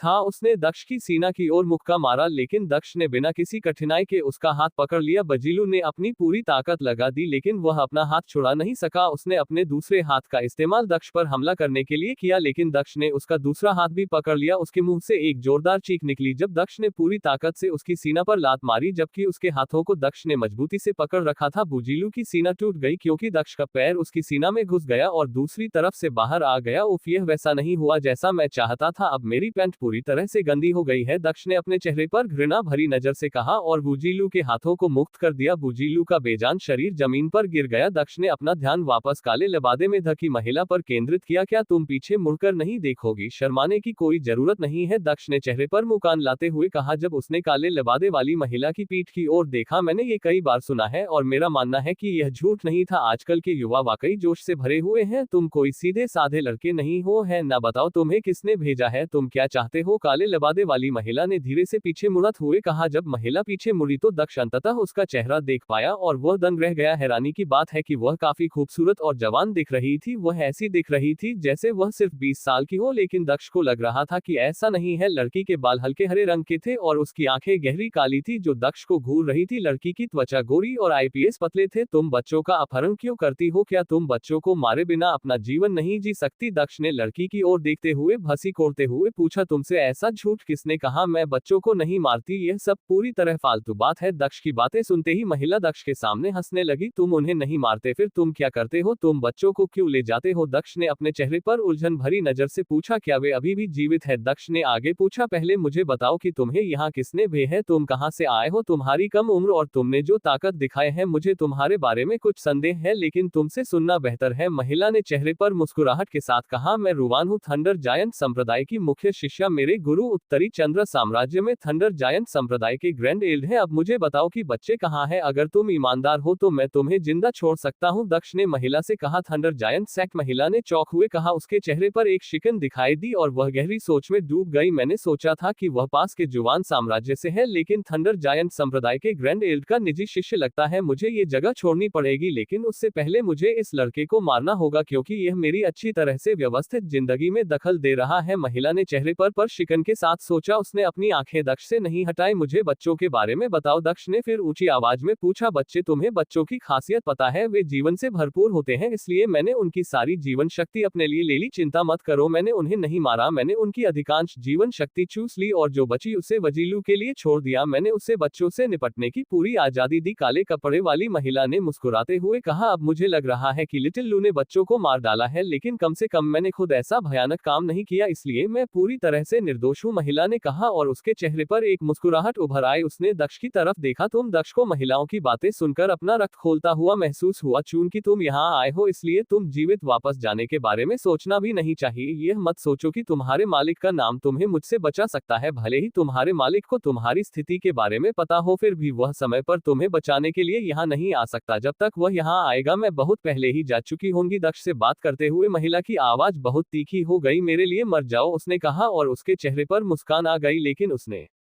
कोई कदम नहीं उठाया। अल्पविराम, मेरे लिए मर जाओ, उसने कहा और उसके चेहरे पर मुस्कान आ गई, लेकिन उसने कोई कदम नहीं उठाया। लंग चैन के हाथ में एक तलवार दिखाई दी, जिसे उसने चारों ओर घुमाया। तुम्हें लगता है कि तुम्हारे कुछ जीवन नाशक कीड़े मुझे वश में कर लेंगे? क्या तुमने सच में सोचा था कि मैं अपने ऊपर छत पर मौजूद कीड़ों को नहीं देख पाऊंगा? दक्ष ने कहा, क्योंकि जी नाशक कीड़ों के शरीर आधे आधे कटते जा रहे थे और जमीन पर गिर रहे थे, जब तक कि कोई भी नहीं बचा। तो महिला का चेहरा बदल गया जब उसने देखा कि उसके सभी दुर्लभ कीड़े मारे जा रहे हैं। उससे लगा जैसे उसका रक्त खोल रहा है। मैं तुम्हें खुद ही मार डालूंगी, महिला गुस्से में चिल्लाई और आखिरकार आगे बढ़ी, यहाँ तक कि दक्ष भी उसकी गति देखकर दंग रह गया। वह हवा जितनी ही तेज लग रही थी, लड़की के हाथों में दो चाकू दिखाई दिए। जैसे ही उसने दक्ष की सीना पर वार किया, लेकिन जब चाकू खाली हवा में से गुजरे तो उसकी आंखें चौंककर चौड़ी हो गई। जैसे ही चाकू उसे छूने वाले थे, दक्ष अपनी जगह से गायब हो गया, इसलिए चाकू उससे चूक गया। महिला गुस्से में चिल्लाई। तभी दक्ष उसकी पीठ के पीछे आया और अपनी तलवार से उस पर वार किया। उसकी पीठ पर एक बड़ा घाव दिखाई दिया, जिससे रक्त बहने लगा। उसके मुंह से चीख निकल गई। वह गुस्से से भरी नजरों के साथ पीछे मुड़ी और अपना चाकू दक्ष की ओर घुमाया। दक्ष ने हमले से बचते हुए उसका हाथ पकड़ लिया और अपनी तलवार से उसकी कलाई काट दी। चाकू जमीन पर गिर गया और लड़की पागलों की तरह चिल्लाने लगी। दक्ष ने उसका हाथ छुड़ाया और उसकी गर्दन पकड़कर उसे जमीन पर पटक दिया। महिला की पीठ जमीन से टकराने पर उसके मुंह से रक्त निकला। एक गड्ढा पीछे रह गया था, क्योंकि लंगचेन ने उसे फिर से हवा में उठा लिया था, जिससे वह अपनी गर्दन से हवा में लटक गई थी। जानती हो, जब मैंने पहली बार तुम्हारे बारे में सुना था तो मैंने सोचा था कि तुम पृथ्वी क्षेत्र के शीर्ष साधक होगे, लेकिन कौन जानता था कि तुम केवल चौथे चरण के पृथ्वी क्षेत्र के साधक होगे। मुझे आश्चर्य है कि तुम इतनी कमजोर ताकत के साथ अभी भी जीवित हो। जुवान साम्राज्य के इतने नजदीक होने पर भी तुम्हें ऐसा करने की हिम्मत कैसे हुई? दक्ष ने अपने चेहरे पर निराशा भरी नजर के साथ उसकी आंखों में देखते हुए कहा। तुम कौन हो? तुम एक उच्च श्रेणी की पृथ्वी क्षेत्र साधक कैसे हो सकती हो? यहाँ तक कि ग्रैंड एल्डर के शिष्य में भी इतनी ताकत नहीं होनी चाहिए। महिला ने अपने चेहरे पर अविश्वास का भाव दिखाते हुए कहा। उसका पूरा शरीर दर्द से भर गया था। मैं कोई खास व्यक्ति नहीं हूँ, मैं बस एक व्यक्ति हूँ जो तुम्हें मारने जा रहा हूँ। तुम्हें बस ये जानना है कि आज ही वह दिन है जब तुम मरोगी, दक्ष ने मुस्कुराते हुए कहा और उसकी ओर देखा। यह मत सोचो कि तुम जीत गए हो, तुम अभी भी मरने वाले हो, महिला ने ये कहते हुए अपने दांत भींच लिए। अब तक उसकी आंखें रक्त की तरह लाल हो चुकी थी। दक्ष को इस बात का बिल्कुल भी अंदाजा नहीं था कि उसकी पीठ के पीछे आग का गोला बन रहा है। उसे अचानक खतरा महसूस हुआ, लेकिन इससे पहले कि वह कुछ कर पाता, आग का वह धधक गोला उसकी पीठ पर आ गिरा। दक्ष दर्द से कराह उठा और उसने महिला को फेंक दिया और अपनी जगह से गायब हो गया। वह जहां खड़ा था वहां से 10 मीटर पीछे दिखाई दिया। तुम्हें क्या लगता है तुम कहां भाग जाओगे? तुम यहां से जिंदा नहीं जा सकते। लड़की पागलों की तरह हंसी और दक्ष को घूरने लगी। उसकी आंखें अब लाल हो चुकी थी और वह अपना बायां हाथ हिला रही और अपने हाथ से तरह तरह के इशारे करती रही। आग के गोले एक के बाद एक लंगचेन के चारों ओर प्रकट होते रहे और लंगचेन को निशाना बनाते रहे। ज्वाला सार नहीं, ज्वाला सार ज्वाला पर इतना नियंत्रण नहीं दे सकता, ज्वाला इतनी भी प्रबल नहीं है। तुमने ज्वाला का नियम सीख लिया है ना? दक्ष ने अपने चेहरे पर आश्चर्य व्यक्त किया और वह आग के धधक हुए गर्म गोले से बचता रहा। मुझे आश्चर्य है कि तुम कानूनों के बारे में जानते हो। बहुत से लोग कानूनों के बारे में नहीं जानते, लेकिन तुम सही हो। मैंने अग्नि के नियम को ठीक से समझ लिया है। तुम्हारा ज्ञान तुम्हें नहीं बचा सकता बेटा, तुम्हें फिर भी मरना ही होगा, काले वस्त्र वाली महिला ने तीखी आवाज में कहा और उसने दक्ष पर हमला जारी रखा। दक्ष अपने स्थान से गायब हो गया और उसने फिर से टेलीप का उपयोग किया और लड़की के पास दिखाई दिया, लेकिन इससे पहले कि वह हमला कर पाता आग का एक और गोला उसके चारों ओर प्रकट हुआ और दक्ष पर हमला कर दिया।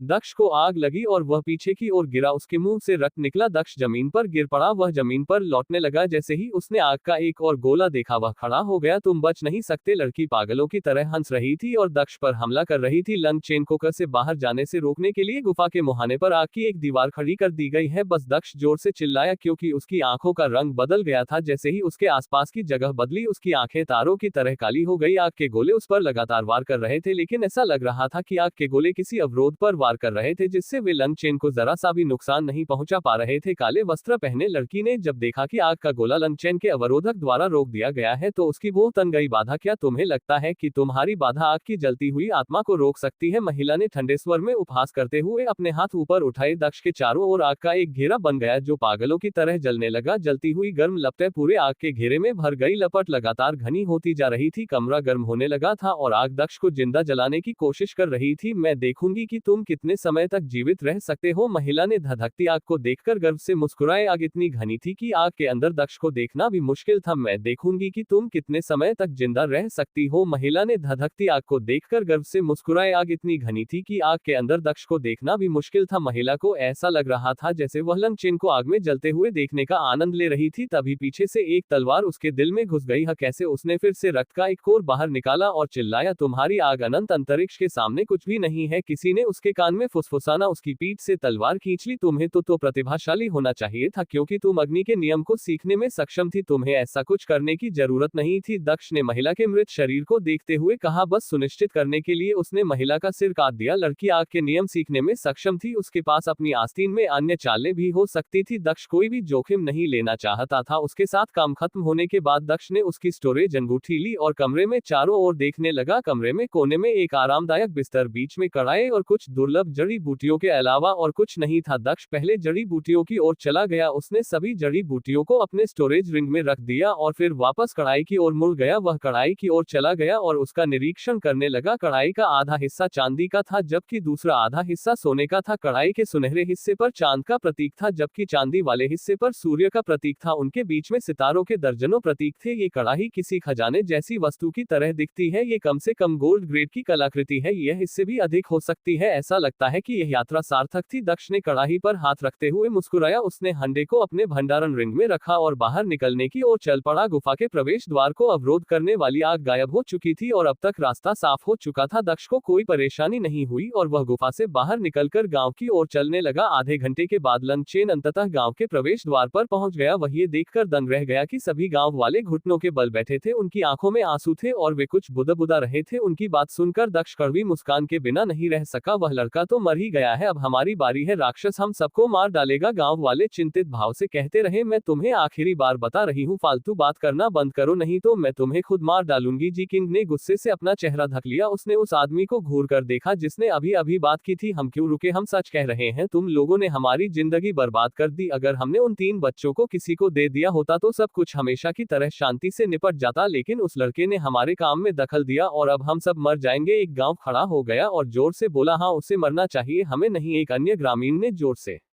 कहा, राक्षस को उसे मार देना चाहिए, लेकिन हमारा उससे कोई लेना देना नहीं है। पह ग्रामीण ने फिर कहा, काश वह लड़का मरने से पहले राक्षस को बता पाता कि यह सब उसकी गलती थी। मैं नहीं चाहता कि राक्षस एक बेवकूफ बच्चे की गलतियों के लिए हमें दोषी ठहराए। उन्होंने आगे कहा। जल्द ही अन्य लोग भी उठकर ऐसी ही बातें कहने लगे। तुम सब क्या कह रहे हो? लड़का हमारी मदद करने की कोशिश कर रहा था, हमें उसके बारे में बुरा नहीं बोलना चाहिए। गाँव के मुखिया ने असंतुष्ट स्वर में कहा, चुप रहो बुरे आदमी, तुम ऐसा सिर्फ इसलिए कह रहे हो क्योंकि उसने तुम्हारी बेटी को बचाया था। ग्रामीण ने जवाब दिया, आप ऐसा कैसे कर सकते हैं? गांव का मुखिया कुछ कह रहा था लेकिन उसे गांव वाले ने रोक दिया। उसे उस राक्षस दूत को आपकी बेटी को ले जाने देना चाहिए था। इतने सालों में गांव के कई बच्चों की बलि राक्षसों को दी गई है, तो क्या हुआ अगर एक और था? ग्रामीण ने कहा, वह उसे ले जाने वाला नहीं था। दूत ने कहा था कि वह केवल उसे नंगा करेगा और उसका बलात्कार करेगा। तुम उसे नहीं खोते। वह भाग्यशाली होती कि उसे राक्षस दूत से का अवसर मिला, लेकिन उस राक्षस दूत पर उस आवेगी बच्चे ने हमला कर दिया। वह ग्रामीण फिर कुछ कह रहा था लेकिन उसके वाक्य के बीच में ही उसका सिर उसके धड़ से अलग हो गया और वह जमीन पर गिर गया। और कौन मेरे बारे में बुरा भला कह रहा था? दक्ष ग्रामीण के शव के पास खड़ा होकर चारों ओर देखने लगा। सभी गांव वाले डर से कांपने लगे और उन्होंने लोग चैन से दूरी बना ली तथा पीछे हट गए। तुम वापस आ गई, कैसा रहा? मिंगू ने दक्ष से पूछा। जब वह उसके पास आए उसके चेहरे पर राहत भरी झलक थी। यह संभाल लिया गया है, दक्ष ने मुस्कुराते हुए जवाब दिया। वैसे मुझे लगता है कि मैंने उनकी मदद करके गलती की। मैं इंसानियत का गुण भूल गया था। बच्चों को बचाने के बावजूद भी मैं बुरा आदमी था। मैं भविष्य में बेहतर निर्णय लूंगा, दक्ष ने भाव शून्य चेहरे के साथ कहा। उसके हर शब्द से गांव वालों को अपने व्यवहार पर और अधिक शर्मिंदगी महसूस हो रही थी। चलो चले, हम जा रहे हैं, दक्ष ने लड़कियों से कहा और उनकी गाड़ी की ओर चलने लगा। आ रुको गुरु, पीछे से एक आवाज आई। दक्ष रुका और पीछे मुड़ा तो उसने देखा कि उसके पीछे गांव का मुखिया खड़ा था। तुमने मेरी बेटी को बचा लिया, मैं अपना आभार व्यक्त करना चाहता हूं। हालांकि मेरे पास तुम्हें देने के लिए कुछ भी मूल्यवान नहीं है, लेकिन मेरे पास कुछ ऐसा है जो हमारे परिवार में लंबे समय से है। बूढ़े व्यक्ति ने दक्ष को कुछ देते हुए कहा। दक्ष ने जब उपहार खोला तो वह दंग रह गया। ये कुछ ऐसा था जिसकी उसने कभी उम्मीद नहीं की थी। दक्ष ने जब उपहार खोला तो वह दंग रह गया। ये कुछ ऐसा था जिसकी उसने कभी उम्मीद नहीं की थी। पत्थर। दक्ष ने अपने हाथ में मौजूद चीज को देखते हुए होश उड़ा कि इस पत्थर का क्या उपयोग हो सकता है, लेकिन मेरे दादाजी ने मुझे बताया था कि यह पत्थर कोई सामान्य पत्थर नहीं है। उन्होंने कहा कि यह एक विशेष पत्थर है और यह हमारे परिवार को प्रसिद्धि दिलाने में मदद करेगा, लेकिन मुझे नहीं लगता कि यह हमारे भाग्य में है। मैं इसे आपको उपहार के रूप में देना चाहूंगा, गांव के मुखिया ने मुस्कुराते हुए कहा। क्या ये कोई सामान्य पत्थर नहीं है? ओह ठीक है, ऐसा लगता है कि तुम्हारे दादाजी तुम्हें भविष्य के लिए कुछ उम्मीद देना चाहते थे। मुझे उन्हें यह नहीं बताना चाहिए और अच्छी उम्मीदों को नहीं तोड़ना चाहिए। दक्ष ने अपने हाथ में पत्थर को देखते हुए सोचा। धन्यवाद ग्राम प्रधान, मैं इस विशेष पत्थर को सावधानी से रखूंगा, दक्ष ने मुस्कुराते हुए कहा और उसने पत्थर को अपनी भंडारण अंगूठी में रख लिया। लुलू, क्या तुम भी कुछ कहना नहीं चाहते? गांव के बुजुर्ग ने मुस्कुराते हुए कहा। एक लड़की उसकी पीठ के पीछे छिपना छोड़कर बाहर आ गई। धन्यवाद बड़े भाई, लड़की ने झुकते हुए कहा। तुम उसके पीछे क्यों छिपी थी? क्या मैं इतनी डरावनी हूँ? दक्ष ने उसे देखते हुए मुस्कुराया। अच्छा, मैंने एक ग्रामीण का सिर काट दिया था, इसलिए उसका डरना गलत नहीं है। दक्ष ने चेहरे पर एक व्यंग्यात्मक मुस्कान के साथ सोचा। सब कुछ के लिए धन्यवाद, मैं अब जा रहा हूँ, दक्ष ने कहा और वह पीछे मुड़ा और चला गया। दक्ष मिंगू और झक्विन के साथ गाड़ी में चढ़ गया और गाड़ी चलने लगी। कुछ ही समय में वे गांव के बाहर पहुंच गए और सड़क पर अपनी यात्रा जारी रखी। कुछ मिनटों तक गाड़ी के अंदर पूरी तरह से सन्नाटा रहा। फिर दक्ष बेचैन होने लगा। मिंगू, पहले वाली बात के बारे में क्या ये बात करने का सही समय है? दक्ष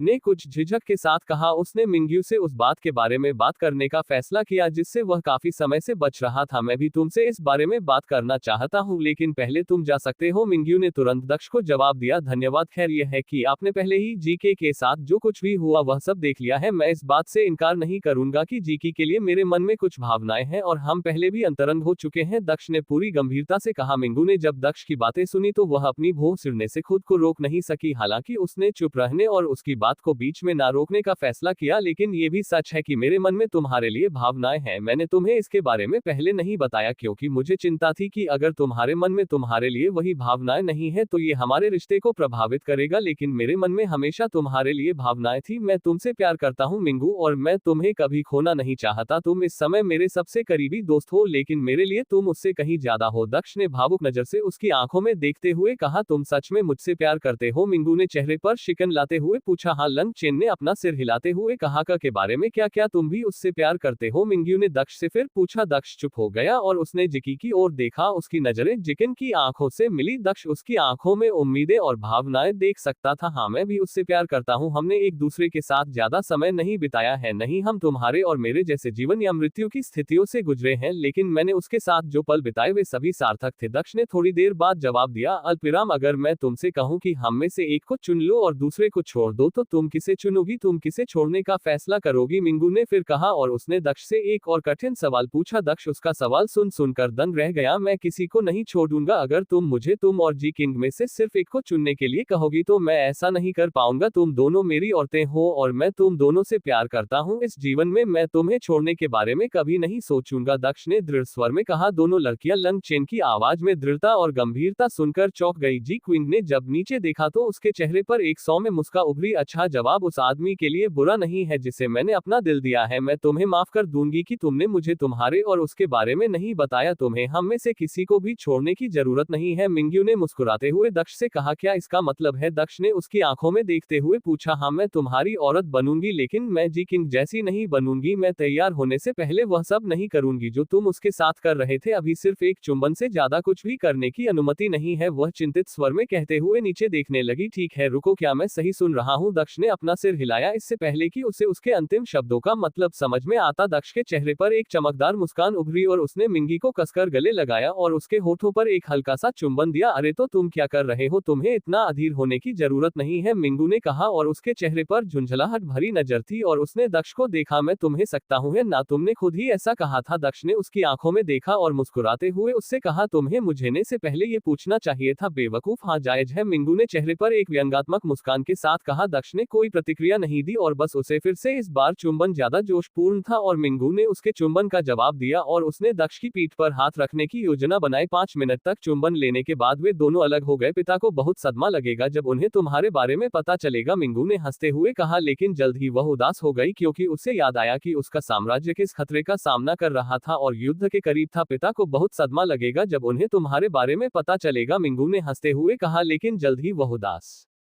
हो गई क्योंकि उसे याद आया कि उसका साम्राज्य किस खतरे का सामना कर रहा था और युद्ध के करीब था। अपने परिवार की चिंता मत करो, हम निश्चित रूप से उनकी मदद करेंगे, उनके साथ कुछ भी बुरा नहीं होगा। दक्ष ने उसके चेहरे पर चिंता देखकर उसे आश्वस्त किया। उसने उसे धीरे से गले लगा लिया। हाँ, मिंगू ने अपना सिर हिलाया। जीकी को आश्चर्य हुआ कि वे किस बारे में बात कर रहे थे, लेकिन उसने पूछा नहीं। वह समझ गई थी कि माहौल अचानक भारी हो गया था। वह सोच रही थी कि वह माहौल को हल्का करने के लिए क्या कर सकती है। अरे क्या इसका मतलब यह है कि अब हम दोनों उसकी औरतें हैं, जिविन ने अचानक कहा और उसने दक्ष की ओर देखा। तो मुझे अब और पीछे नहीं हटना पड़ेगा, है ना भाई चेन? क्या हम वहीं से शुरू करें जहां हमने पिछली बार छोड़ा था, झकविंग ने मोहक लहजे में कहा और वह दक्ष के करीब आ गई। तुम इतनी बेशर्मी बंद करो, मिंगू ने अचानक कहा और झकविंग को भूलने लगी। अरे तुमने कहा था कि तुम उसे ने के अलावा कुछ नहीं करोगी, तुम मुझे बाकी काम करने से क्यों रोक रही हो? इसमें कोई बेशर्मी वाली बात नहीं है, हमें आखिरकार उसके साथ ऐसा करना ही होगा, आखिरी से पहले होना बेहतर है। जेक्विंग ने हल्के से हंसते हुए मिंगू को चिढ़ा। तुम, मिंगू गुस्से से आग बबूला हो रही थी। वह बोलने के लिए शब्द ढूंढने की कोशिश कर रही थी, लेकिन उसके दिमाग में कुछ भी नहीं आ रहा था। क्या आप लोग एक पल के लिए शांत हो सकते हैं? हमारे सामने एक लंबी यात्रा है, चलो पहले उस बारे में बात करते हैं। दक्ष ने उनकी बहस को गंभीर होने से पहले ही बीच में रोक दिया। जिक, क्या तुम मुझे नक्शा दे सकते हो? दक्ष ने जिक की ओर देखा और कहा, ठीक है, ये रहा, क्विंग ने कहा और नक्शा निकालकर दक्ष को दे दिया। दक्ष ने नक्शा खोला और उसे ध्यान से देखने लगा। हम जुवान साम्राज्य की सीमा से 200 किलोमीटर बाहर हैं, हम यही रहेंगे। जी किंग ने नक्शे पर एक निश्चित स्थान को छुआ और दक्ष से कहा। मिंगू ने भी नक्शा देखा। हमारा अगला गंतव्य क्रिया साम्राज्य होगा। ये द्वितीय श्रेणी का साम्राज्य है, लेकिन यह माल्टा के प्रथम श्रेणी के साम्राज्य के अंतर्गत आता है। हम माल्टा के प्रथम श्रेणी के साम्राज्य से होते हुए सीरिया के प्रथम श्रेणी के साम्राज्य तक जाएंगे। उत्तरी चंद्रमा साम्राज्य के मापदंडों में प्रवेश करने से पहले हमें 2 और साम्राज्य से होकर गुजरना होगा। तुम्हारे हिसाब से यात्रा में कितना समय लगेगा? दक्ष ने झकविन को देखते हुए पूछा। संक्षेप में, अगर हम बिना रुके यात्रा करें तो हमारी यात्रा में लगभग 15 दिन लगेंगे, लेकिन यह असंभव है क्योंकि हमें निश्चित रूप से रात में रुकना होगा, इसलिए वास्तविक रूप से हमारी यात्रा में लगभग 25 दिन लगने चाहिए। करने अनुमानित समय सीमा बताते हुए आगे कहा, हम किद्यार्थ होकर जाना हमारे लिए सबसे अच्छा रास्ता है, ये हमारे लिए सबसे तेज रास्ता होगा। जी किंग ने अपने चेहरे पर उलझन भरी नजर के साथ कहा। वह समझ नहीं पा रही थी कि दक्ष क्या सोच रहा था। तुम सही हो, लेकिन हम वहां नहीं जाएंगे, हम यहाँ से होकर जाएंगे, दक्ष ने मुस्कुराते हुए कहा और उसने अपनी उंगली नक्शे पर रख दी। वह वेक्सिन क्यों? हालांकि हम इस दूसरे रास्ते से वेक्सिन राज्य की ओर जा सकते हैं, लेकिन अगर हम वेक्सिन राज्य से होकर जाएंगे तो यात्रा लंबी हो जाएगी, इससे कोई फायदा नहीं होगा। जी किंग ने अपने चेहरे पर उलझन भरी नजर से कहा, यहाँ तक कि मिंगू के चेहरे पर भी संदेहपूर्ण भाव था। क्या वैक्सीन राज्य में कुछ विशेष चीज है जिसकी तुम्हें जरूरत है? मिंगू ने कहा जब वह दक्ष के अजीब निर्णय के पीछे संभावित स्पष्टीकरण के बारे में सोच रही थी। हाँ, वहाँ हमारे लिए वाकई कुछ उपयोगी है, वैक्सीन से गुजरना हमारे लिए वाकई महत्वपूर्ण और फायदेमंद है, आप देखेंगे, दक्ष ने कहा और उसके चेहरे पर मुस्कान आ गई। ठीक है, अगर तुम चाहो तो हम वैक्सीन किंगडम तक जाएंगे, सबसे खराब स्थिति में भी इससे हमारी यात्रा में 2 दिन ही बढ़ेंगे। मैं ड्राइवर को बता दूं? जैक्विंग ने मुस्कुराते हुए नक्शा मोड़कर वापस रख दिया। उसने गाड़ी का दरवाजा खोला और ड्राइवर को आवाज लगाई। गाड़ी रुकी और जैक्विंग की ओर आया। उसने उसे योजनाओं में हुए बदलाव के बारे में बताया और कहा कि अब उन्हें वैक्सीन किंगडम की ओर जाना होगा। उसने उस रास्ते पर प्रकाश डाला जिस पर गाड़ी चालक को चलना था। क्या अब तुम्हें सब कुछ समझ आ गया है? जैक्विंग ने गाड़ी चालक से उसकी बात खत्म होने के बाद पूछा। हाँ मालकिन, गाड़ीवान ने सिर हिलाकर कहा। उसके चेहरे पर विश्वास भरा भाव था।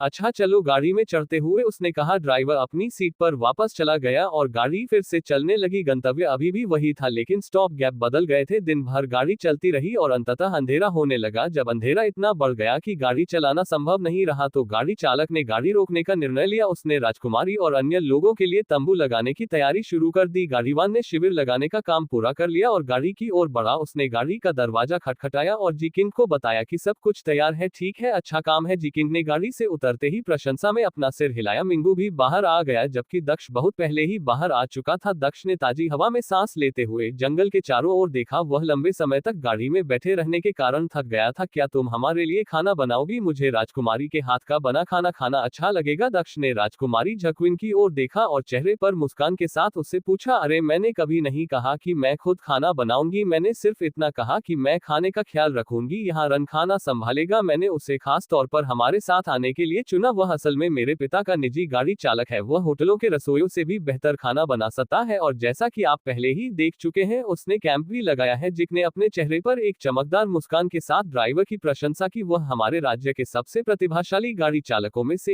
एक है। उसकी युद्ध शक्ति भी कमजोर नहीं है। उसने आगे कहा। वह हमारे राज्य के सबसे प्रतिभाशाली गाड़ी चालकों में से एक है। उसकी युद्ध शक्ति भी कमजोर नहीं है। उसने आगे कहा। हाँ मैंने इस पर गौर किया। 7वें चरण का गोल्ड कोर रियल ड्राइवर काफी दुर्लभ है। दक्ष ने हाथ जोड़कर सिर हिलाते हुए कहा। वह अभी कैंप फायर लगा रहा है। आधे घंटे में खाना तैयार हो जाएगा। क्यों ना हम तब तक मेरे टेंट के अंदर आराम करें? हम कुछ जीवन दर्शन के बारे में बात कर सकते हैं। गन ने दक्ष की ओर आंख मारते हुए कहा। अरे मैं जानता हूं कि तुम किस जीवन दर्शन के बारे में बात करना चाहते हो। इसके बारे में सोचना भी मत। मिंगू ने नाराजगी भरे लहजे में कहा। चलो बहन, क्या हमारा कर्तव्य नहीं है कि हम अपने पति को खुश रखें? मेरे साथ आओ, हम दोनों अपने पति का ख्याल रखेंगे। जबिंग मिंगू के करीब गया और उसके कान में फुसफुस आया। मिंगू का चेहरा लाल हो गया जब उसने उनकी बातें सुनी। उन्हें पता नहीं था कि दक्ष अपनी तेज इंद्रियों के कारण उनकी बातें साफ साफ सुन पा रहा था। उसके चेहरे पर एक कड़वी मुस्कान उभरी और वह दूसरी तरफ देखने लगा। ओह ठीक है जैक्विन, आपकी उम्र कितनी है? दक्ष ने अचानक जिज्ञासा से पूछा। मैं क्या तुम्हें नहीं पता कि उसकी उम्र की लड़की से पूछना बुरा है? फिर भी मैं तुम्हें बता दूं कि मैं 20 की उम्र के आसपास हूँ। जैक्विन ने स्पष्टता से कहा। क्या तुमने 4 साल पहले संप्रदाय की प्रवेश परीक्षा में भाग लिया था? तुम अभी 20 की उम्र में हो और तुम पहले से ही गोल्ड कोर क्षेत्र के 5वें चरण में हो। तुम्हारी प्रतिभा राजकुमार लू से कहीं बेहतर लगती है, जिसके बारे में कहा जाता है कि वह ग्रेड 6 की प्रतिभा है। मुझे आश्चर्य है कि तुम्हारी प्रतिभा का ग्रेड क्या है? दक्ष ने अपने चेहरे पर एक विचारशील भाव के साथ कहा। आपको निराश करने के लिए मुझे खेद है लेकिन मैंने 4 साल पहले संप्रदाय की प्रवेश परीक्षा में भाग नहीं लिया था। क्विंग ने सिर हिलाते हुए कहा। क्यों नहीं? आप आसानी से प्रथम श्रेणी के संप्रदायों की आंतरिक संप्रदाय शिष्या बन सकती है। दक्ष ने जैक्विन के चेहरे पर जिज्ञासा भरी नजर से उसे देखते हुए पूछा। ओह चलो, मैं तुम दोनों के सामने कुछ भी नहीं हूँ। जब प्रतिभा और साधना की बात आती है तो तुम लोग असली राक्षस हो। तुम दोनों इतनी कम उम्र में पृथ्वी लोक में हो। मैं तुम्हारे सामने मोमबत्ती भी नहीं रख सकती। जी किंग ने आत्महीनता में अपना सिर हिलाते हुए आह भरी। वैसे भी मुझे संप्रदायों में शामिल होने में कोई दिलचस्पी नहीं है। मैं बस अपना जीवन स्वतंत्र रूप से जीना चाहती हूँ। मैं संप्रदाय के नियमों और विनियमों से बंधी नहीं रहना चाहती, इसलिए मैंने कभी संप्रदाय की प्रवेश परीक्षाओं में भाग नहीं लिया। जिक ने मुस्कुराते हुए आगे कहा। ये काफी दिलचस्प दृष्टिकोण है। तो आप संप्रदायों के संसाधन नहीं चाहते हैं? क्या आप साधना के शिखर तक पहुंच की इच्छा नहीं रखते हैं? दक्ष ने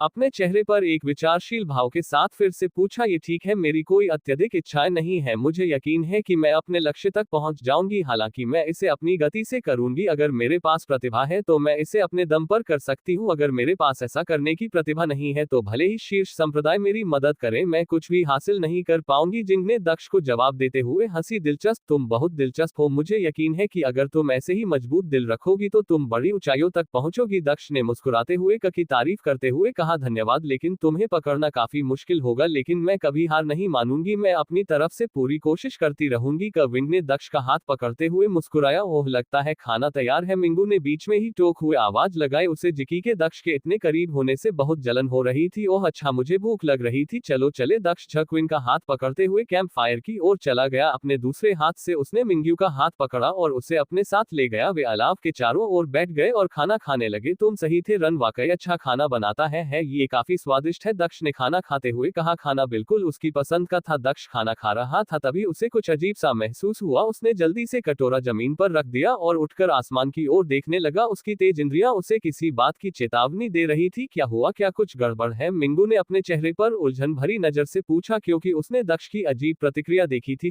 दक्ष ने कुछ नहीं कहा और सिर्फ मिंगू को चुप रहने का इशारा किया और आसमान की ओर देखता रहा। कुछ देर तक तो दक्ष को कुछ भी दिखाई नहीं दिया, लेकिन उसने अपनी नजरें आसमान से नहीं हटाई। उसने एक भी हरकत नहीं की। कुछ सेकंड के बाद आखिरकार उसे कुछ दिखाई दिया। ऐसा लग रहा था जैसे कोई इंसान आसमान से गिर रहा हो। वह व्यक्ति बार बार गिर रहा था, लेकिन उसमें कोई हलचल नहीं दिख रही थी। ऐसा लग रहा था कि वह व्यक्ति बेहोश हो गया है। जब आदमी और जमीन के बीच केवल 10 मीटर की दूरी रह गई थी तो लंग चेन ने आसमान में छलांग लगाए और जमीन पर उतरते ही उस व्यक्ति को पकड़ लिया। तुम कहां से आए हो? दक्ष ने उस आदमी को देखते हुए बुदा वह एक आदमी था जो लगभग 30 साल का लग रहा था। उसके कपड़े काफी अच्छे लग रहे थे और ऐसा लग रहा था कि वह किसी अच्छी जगह से आया है। उस आदमी की उंगली में एक उच्च श्रेणी की स्टोरेज रिंग थी, लेकिन वह बेहोश था। वह कौन है? क्या वह अभी आसमान से गिरा है? मिंगू ने खड़े होकर चिंता से पूछा। जल्दी करो, आग बुझाओ, दक्ष ने जल्दी में कहा, क्योंकि उसने अपने हाथ में आदमी के कपड़ों पर रक्त देखा था। हाँ, जकिंग ने कुछ नहीं पूछा और जल्दी से आग बुझाने के लिए पानी फेंक दिया। आग बुझ गई और पूरी जगह फिर से अंधेरे में डूब गई। हाकर ने कुछ नहीं पूछा और जल्दी से आग बुझाने के लिए पानी फेंक दिया। आग बुझ गई और पूरी जगह फिर से अंधेरे में डूब गई। उसे मेरे तंबू के अंदर ले जाओ, ध्यान रखो कि उसकी चोटें और गंभीर ना हो जाए। दक्ष ने उस आदमी को रॉन को सौंप दिया और उससे कहा, तुम दोनों उसके साथ जाओ और बाहर मत आना। दक्ष ने लड़कियों से कहा। मिंगू और क्विंग ने रन के साथ जाते हुए उसकी आज्ञा का पालन किया। दक्ष बाहर एक पेड़ के नीचे अकेला खड़ा होकर आसमान को देखता रहा। 1 मिनट या उससे भी कम समय बाद आसमान से उड़ते हुए जानवरों का एक बड़ा बेड़ा गुजरा। दक्ष जानवरों के अलावा कुछ भी नहीं देख सका, लेकिन उसे लगा जैसे जानवरों के ऊपर लोग हैं। दक्ष पेड़ के नीचे खड़ा रहा और गहरी सोच में डूबा रहा। लगता है कुछ बड़ा होने वाला है, दक्ष ने पेड़ से पीठ टिका हुए कहा। दक्ष पीछे मुड़ा और अपने तंबू की ओर चलने लगा। उसके घाव बहुत गहरे हैं और उसकी सांसें कमजोर हो रही हैं। मिंगू तंबू से बाहर आया और उसके अंदर जाने से पहले उसे सूचित किया। वह उसके पीछे पीछे अंदर गया। वह बेहोश आदमी के पास बैठा और उसकी नब्ज जांची और अपनी दिव्य इंद्रिय का उपयोग करके उस आदमी के शरीर की जांच की। उसे जहर दिया गया है और उसे गंभीर रूप से घायल कर दिया गया है। ये चौंकाने वाली बात है कि जो भी उसका पीछा कर रहा था वह उसे पकड़ नहीं पाया। बहुत पहले ही उसे बाहर निकाल दिया गया था, क्योंकि उसने अपनी दिव्य भावना को वापस ले लिया था। हमारे पास पहले से मौजूद गोलियों से घाव ठीक हो सकते हैं, लेकिन जहर यही असली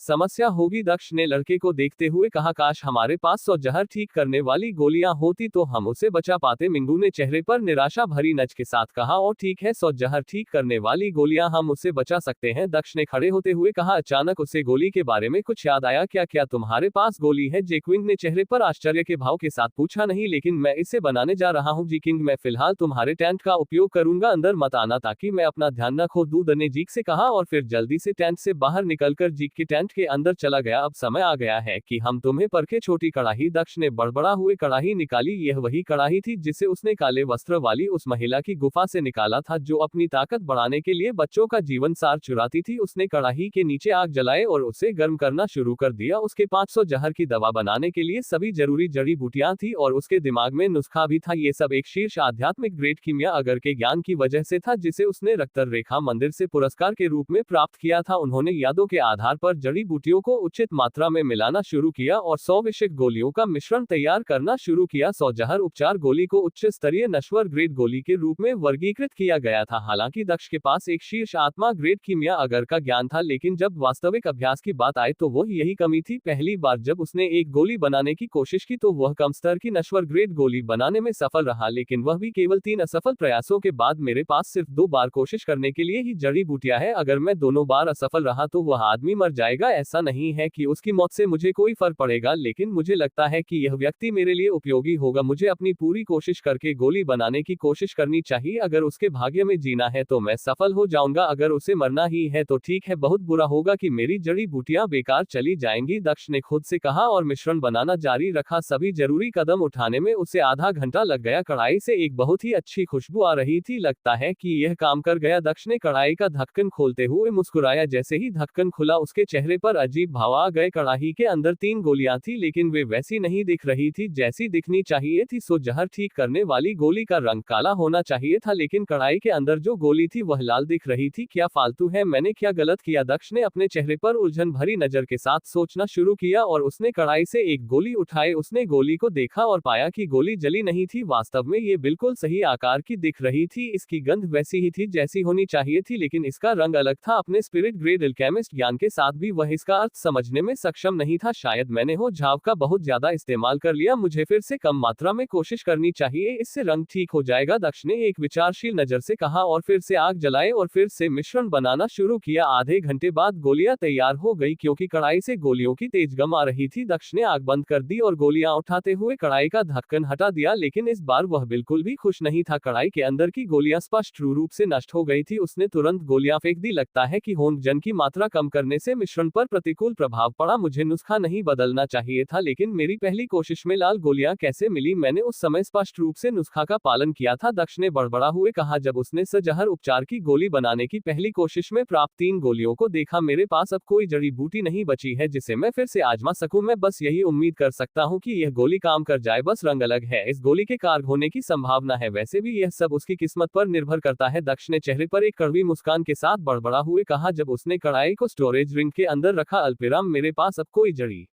बूटी नहीं बची है जिसे मैं फिर से आजमा सकूं। मैं बस यही उम्मीद कर सकता हूं कि यह गोली काम कर जाए, बस रंग अलग है। इस गोली के कारगर होने की संभावना है, वैसे भी यह सब उसकी किस्मत पर निर्भर करता है। दक्ष ने चेहरे पर एक कड़वी मुस्कान के साथ बड़बड़ा हुए कहा जब उसने कढ़ाई को स्टोरेज रिंग के अंदर रखा। तैयार होने के बाद वह जीक्विन के तंबू से बाहर निकला और अपने तंबू की ओर चलने लगा। आधी रात हो चुकी थी और अंधेरा अपने चरम पर था। इतना सन्नाटा था कि पत्तों की सी भी सुनाई दे रही थी। तुम वापस आ गए क्या? तुम सफल हुए? मुझे नहीं लगता कि जब तक जहर नहीं निकाला जाता वह 1 घंटे से ज्यादा जिंदा रहेगा। मिंगू ने दक्ष को देखा और तंबू में घुसते ही उसे सूचित किया। दक्ष ने उस आदमी की तरफ देखा और उसकी हालत और भी खराब होती जा रही थी। उसकी सांसें बहुत कमजोर हो गई थी और उसका चेहरा बुखार से लाल हो गया था। मैंने एक गोली बनाई है, लेकिन इस गोली की प्रभावशीलता पूरी तरह से उसके भाग्य पर निर्भर करेगी। मैं अभी इसके बारे में कुछ नहीं कह सकता, दक्ष ने अपने चेहरे पर एक व्यंग्यात्मक मुस्कान के साथ कहा और वह उस आदमी के बगल में बैठ गया। उसने अपने हाथ आदमी के चेहरे पर रखे और उसका मुंह खोला। दूसरे हाथ से उसने गोली आदमी के मुंह में डाल दी। गोली उसके मुंह के अंदर पिघल जाएगी और उसके शरीर में प्रवेश कर जाएगी। देखते हैं कि वह इससे ठीक हो पाता है या नहीं, दक्ष ने धीरे से कहा और वह उस आदमी को देखता रहा। 10 मिनट बीत गए, लेकिन ऐसा नहीं लग रहा था कि वह आदमी ठीक हो रहा है। इसके बजाय ऐसा लग रहा था कि आदमी की हालत बिगड़ती जा रही है। उसकी सांसें इतनी कमजोर हो गई थी कि ऐसा लग रहा था कि उसकी सांसें किसी भी पल बंद हो जाएंगी। दक्ष ने उसे काफी देर तक देखा, फिर उसने आह भरी, लगता है गोली वाकई असफल रही। दक्ष ने चेहरे पर निराशा के भाव के साथ कहा वह उस आदमी के बचने की कई उम्मीद छोड़ने ही वाला था, लेकिन सब कुछ बदल गया। आदमी की हालत में आखिरकार सुधार होने लगा। उसकी सांसें स्थिर होने लगी थी। उसका चेहरा भी पहले जैसा रंगत में लौट आया था। उसे रात को आराम करने दो, सुबह तक वह ठीक हो जाएगा, दक्ष ने मुस्कुराते हुए कहा और वह खड़ा हो गया। रोन, तुम उस पर नजर रखने के लिए उसके साथ तट में रह सकते हो। हालांकि वह शायद आज रात नहीं जागेगा, लेकिन अगर वह आधी रात को जागता है तो हमें सूचित करना मत भूलना, दक्ष ने कहा और वह खड़ा हुआ और टेंट से बाहर चला गया। इसके तुरंत बाद मिंगू और झक्विन दोनों तंबू से बाहर चले गए। लगता है तुम्हारा टेंट रात के लिए बुक हो गया है, तुम मेरे टेंट में सो सकते हो। लेकिन दूसरे गद्दे पर मिंगू दक्ष के करीब गया और उससे धीरे से कहा, अल्लाह। दक्ष अपनी बात कह ही रहा था कि जीक्विन ने उसके हाथ पकड़ लिए और उसे बीच में रोक दिया। तुम्हारे टेंट में क्यों? मेरा भी टेंट उपलब्ध है, वह मेरे टेंट में सो सकता है। जेक्विन दक्ष के पास खड़ा हुआ और झुंझलाहट भरे लहजे में बोला, मेरे साथ आओ डार्लिंग, मेरे घर में अलग गद्दे की कोई जरूरत नहीं है, क्विंग ने मोहक लहजे में कहा और वह दक्ष के करीब आ गई। किसी गद्दे की जरूरत नहीं है, मैं सारी रात खेती करूंगा, इसलिए इसलिए इससे कोई फर्क नहीं पड़ता कि मैं कहाँ रहता हूँ। दक्ष ने अपने चेहरे पर एक व्यंग्यात्मक मुस्कान ला दी क्योंकि वह मध्यस्थ की भूमिका निभाने की कोशिश कर रहा था। ठीक है, तो आप किस टेंट में रहेंगे? दोनों ने एक साथ पूछा। मैं गाड़ी में ही रहूंगा। उसने कुछ देर सोचा, लेकिन जब उसने उन दोनों के चेहरे पर उम्मीद भरी नजरें देखी तो उसका सिर दुखने लगा। अंत में उसने गाड़ी में ना जाने का फैसला किया। उसे पता नहीं था कि उसके हृदय दानव के कोकून में दरारें पड़नी शुरू हो गई थी, लेकिन कुछ दरारें पड़ने के बाद ही दरारें पड़नी बंद हो गई। तुम्हें इतनी दूर जाने की जरूरत नहीं है। मुझे पता है कि हम तुम्हारे लिए चीजें अनावश्यक रूप से मुश्किल बना रहे हैं। तुम जी किंग के कमरे में रह सकती हो, मुझे कोई आपत्ति नहीं होगी। मिंगयू ने उसके जवाब के बीच अचानक कहा। वह सब मुड़ी और अपने तंबू में चली गई। अल्पविराम दक्ष वहीं खड़ी रही और समझ नहीं पाए कि क्या हुआ। क्या मिंगू को गुस्सा आ गया था? दो महिलाओं के साथ जीवन वाकई कठिन है। मुझे आश्चर्य है कि जब संख्या बढ़ जाएगी तो क्या होगा। दक्ष ने अपने चेहरे पर एक व्यंग्यात्मक मुस्कान के साथ सोचा। उसके पीछे जाओ, हम किसी और समय साथ में समय बिता सकते हैं, झकविंग ने हंसते हुए कहा और उसने पीछे से लन को धक्का दिया। धन्यवाद, दक्ष ने मुस्कुराते हुए जिविन के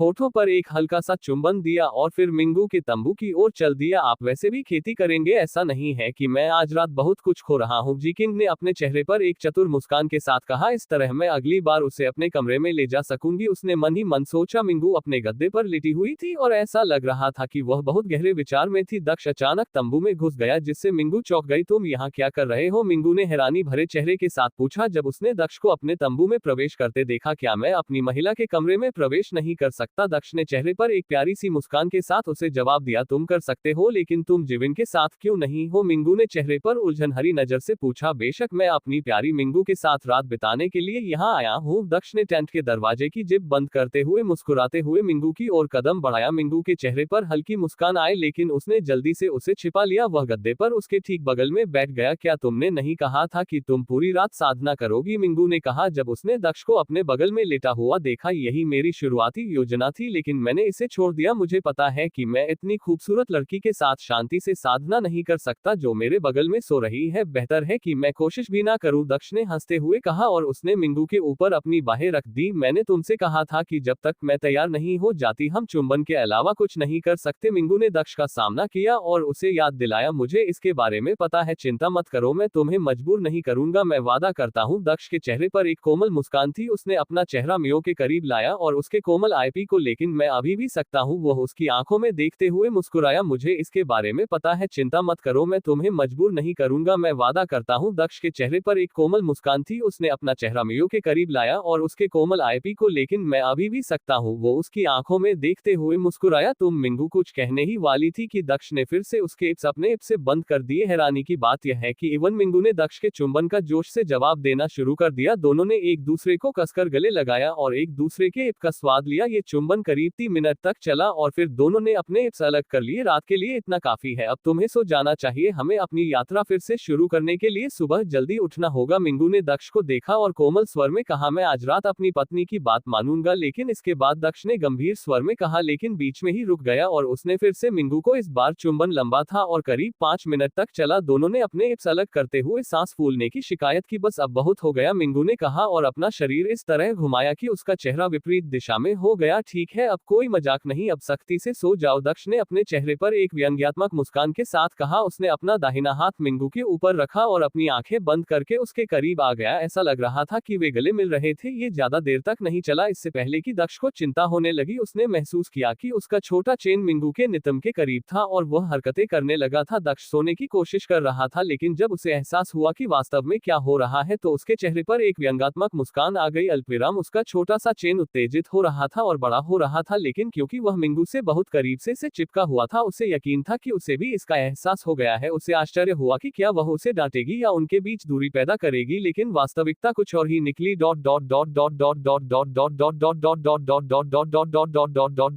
दूसरे चुंबन के बाद दक्ष से अलग होते ही मिंगू का दिल तेजी से धड़क रहा था। उसे लगने लगा था कि अगर यह सब लंबे समय तक चलता रहा तो वह नियंत्रण खो देगी। उसने सोचा था कि अब वह अपने शरीर पर ज्यादा नियंत्रण रख सकती है, लेकिन हकीकत कुछ और ही थी। उसका आत्म नियंत्रण कमजोर पड़ने लगा था।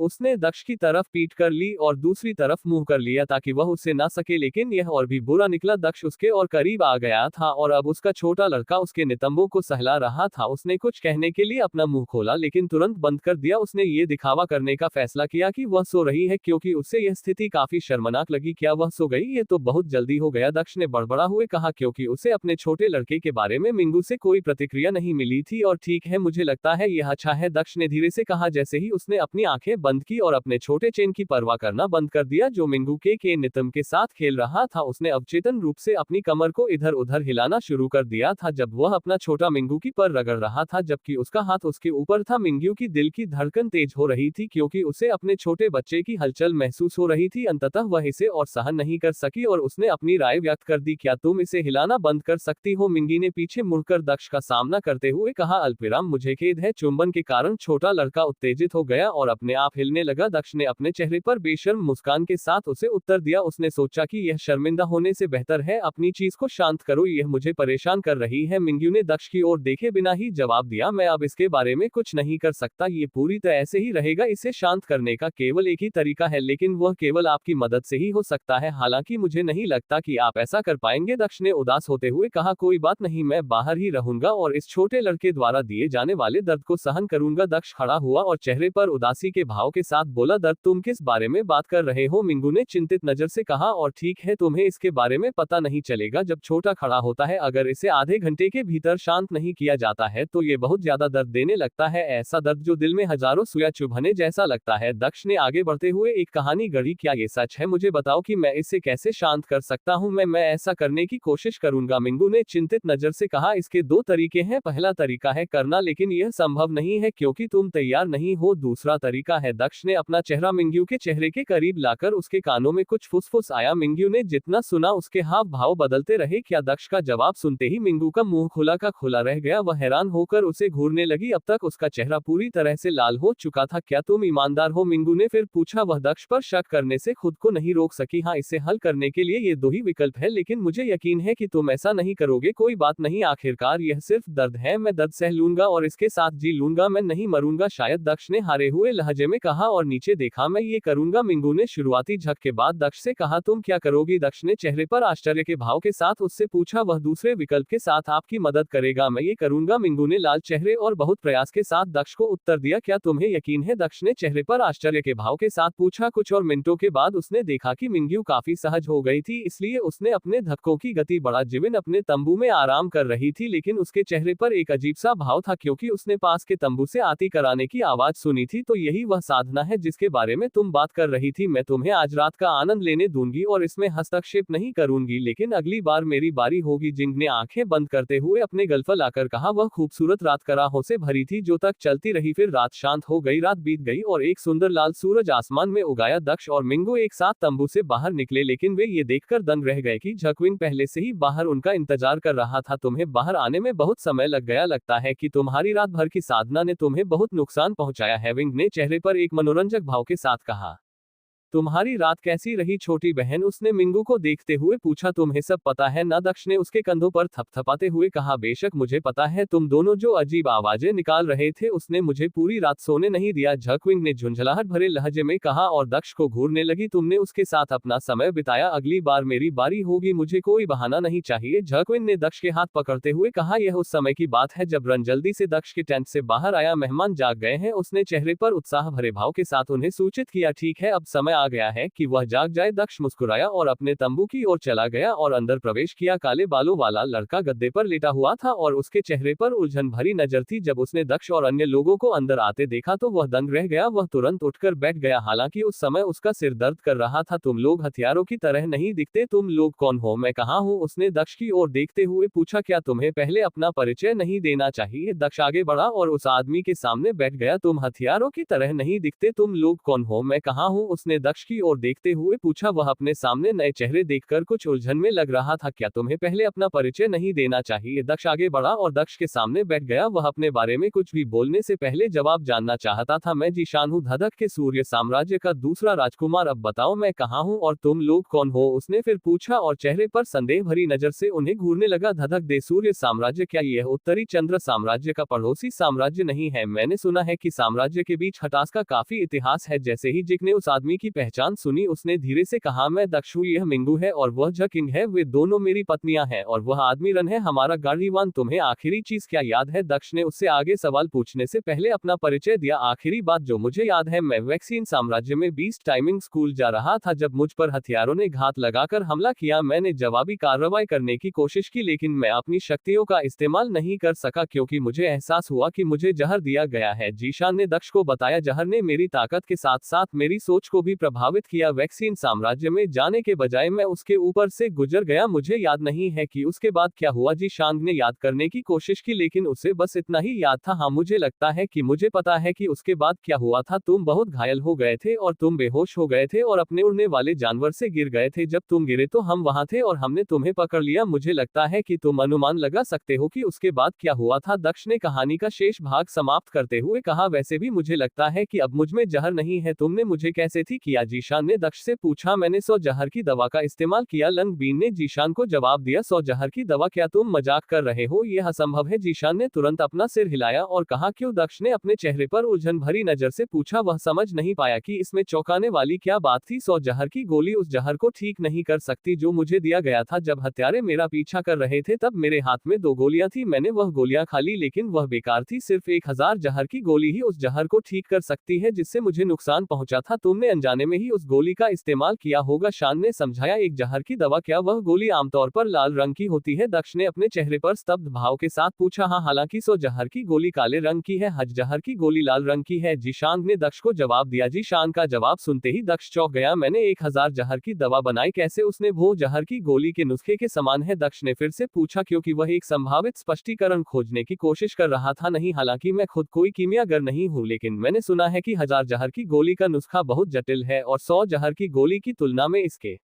लिए कई दुर्लभ जड़ी बूटियों की जरूरत होती है। जीशान ने चेहरे पर एक विचारशील भाव के साथ दक्ष को उत्तर दिया। तो फिर क्यों? मैं ऐसी गोली कैसे बना सकता हूं जो सिर्फ गोल्ड ग्रेड कीमिया अगर ही बना सकते हैं, वह भी बिना रेसिपी जाने। 100 जहर की गोली 1000 जहर की गोली में कैसे बदल गई? क्या यह उस सूर्य और चंद्रमा के बर्तन की वजह से हुआ? इसका कोई मतलब नहीं है। दक्ष गहरी सोच में डूब गया और उसने अपनी बनाई गोली के बारे में सोचा। तुम लोग कहां से हो? जीशान ने दक्ष की ओर देखते हुए पूछा। क्या तुमने कुछ पूछा? दक्ष ने अपनी हैरानी से उबरते हुए पूछा। वह अभी भी गोली के बारे में सोच रहा था। हाँ, मैंने पूछा कि आप लोग कहां से हैं? जीशान ने अपना प्रश्न दोहराया। ओह, मैं शुई राज्य से हूं, दक्ष ने अवचेतन रूप से उत्तर दिया क्योंकि वह अभी भी अपने द्वारा बनाई गई गोली के विचारों में खोया हुआ था। शुई? क्या वह दूसरे दर्जे का राज्य नहीं है? क्या उसे अपनी पहचान छिपाने के लिए बेहतर झूठ नहीं बोलना चाहिए था? एक ऐसा झूठ जो ज्यादा विश्वसनीय होता। जकिंग ने मन ही मन सोचा। उसने सोचा कि दक्ष अपनी जगह के बारे में झूठ बोल रहा था क्योंकि वह जीशान को यह नहीं बताना चाहता था कि वह भी एक साम्राज्य से है। ओह, शुई का राज्य उस जगह से जुड़ी मेरी एक अविस्मरणीय याद है। जब मैं छोटा था तब मैं वहां गया था। दुख की बात है कि मेरी जान पर एक और हत्या का प्रयास किया गया। शुक्र है कि एक वरिष्ठ ने मेरी मदद की और जान बचाई। क्या आप मास्टर तेज प्रताप को जानते हैं? जीशान को आश्चर्य हुआ जब दक्ष ने उसे श्री के राज्य के बारे में बताया। वह अपने अतीत को याद किए बिना नहीं रह सका। मास्टर तेज प्रताप? हाँ, मैं उनसे एक बार मिला था। उनका आपकी कहानी से क्या लेना देना है? क्या वह वही व्यक्ति थे जो दक्ष को अपने दादा का नाम सुनकर आश्चर्य हुआ? हाँ, वह व्यक्ति था जिसने उस समय मेरी जान बचाई थी और हत्यारों को मार गिराया था। दुर्भाग्य से मेरे पास मास्टर रिन को पुरस्कृत करने के लिए बहुत सारी अच्छी चीजें नहीं थी। मैं उसे केवल एक जीवन देने वाली गोली दे सकता था। जीशान ने अपने चेहरे पर शर्मिंदगी भरी मुस्कान के साथ कहा। एक जीवन देने वाली गोली? मुझे याद है दादाजी ने एक बार इसके बारे में बात की थी। उन्होंने कहा कि उन्हें एक जीवन देने वाली गोली मिली थी। यह एक रहस्यमय साधक की वजह से था जिसकी की जान उन्होंने बचाई थी। यह गोली ही वह चीज थी जिसने दक्ष की हत्या के प्रयास के बाद उसकी जान बचाई थी। दुर्भाग्य से वह गोली भी उसके मस्तिष्क को ठीक नहीं कर सकी। दक्ष ने गोली के बारे में याद करते हुए सोचा, अल्पविराम, एक जीवन देने वाली गोली, मुझे याद है दादाजी ने एक बार इसके बारे में बात की थी। उन्होंने कहा कि उन्हें एक जीवन देने वाली गोली मिली थी। यह एक रहस्यमय साधक की वजह से था जिसकी जान उन्होंने बचाई थी। यह गोली ही वह चीज थी जिसने दक्ष की हत्या के प्रयास के बाद उसकी जान बचाई थी। दुर्भाग्य से वह गोली भी उसके मस्तिष्क को ठीक नहीं कर सकी। दक्ष ने गोली के बारे में याद करते हुए सोचा, वैसे भी तुम्हें बिना जाने कैसे जहर दे दिया गया? क्या तुम चाय पार्टी में भी गए थे? दक्ष ने अपने चेहरे पर एक व्यंग्यात्मक मुस्कान ला दी जब उसने उस समय के बारे में सोचा जब उसे लंगसू ने नशीला पदार्थ दिया था। ओह ठीक है, अब जब आप इसके बारे में बात करते हैं तो मुझे लगता है कि मुझे पता है कि मुझे कब जहर दिया गया था। साम्राज्य छोड़ने से ठीक पहले मैं एक जश्न पार्टी में गया था जो मेरे बड़े भाई ने मेरे लिए रखी थी। साम्राज्य छोड़ने से पहले वह आखिरी जगह थी जहां मैंने शराब पी और खाया था। जीशान ने अपने चेहरे पर एक संदिग्ध भाव के साथ कहा, तो तुम्हें अपने भाई पर शक है क्योंकि तुम दूसरा राजकुमार हो? इसका मतलब तो यही हो सकता है कि तुम्हारा बड़ा भाई ही युवराज है ना? युवराज तुम्हें क्यों निशाना बनाएगा? तुम्हें ही उसे निशाना बनाना चाहिए। दक्ष ने अपने चेहरे पर एक दिलचस्प मुस्कान बिखेरी। नहीं, वह क्राउन प्रिंस नहीं है। क्राउन प्रिंस तीसरे राजकुमार जीहू थे, लेकिन पिछले साल किसी अजीब बीमारी से उनकी मृत्यु हो गई। अब तक नए क्राउन प्रिंस का चयन नहीं हुआ है। जीशान ने दक्ष को जवाब देते हुए अपना सिर हिलाया। दुर्भाग्य से मेरे शाही पिता की तबीयत खराब होने लगी है और पूरी स्थिति अराजक होती जा रही है। मेरा भाई और मैं दोनों ही राजगद्दी के हकदार हैं, इसलिए अगर वह मुझे मरवाने की कोशिश करे तो यह चौंकाने वाली बात नहीं होगी। जीशान ने नीचे देखते हुए आह भरी। उसे कुछ गुस्सा भी आ रहा था।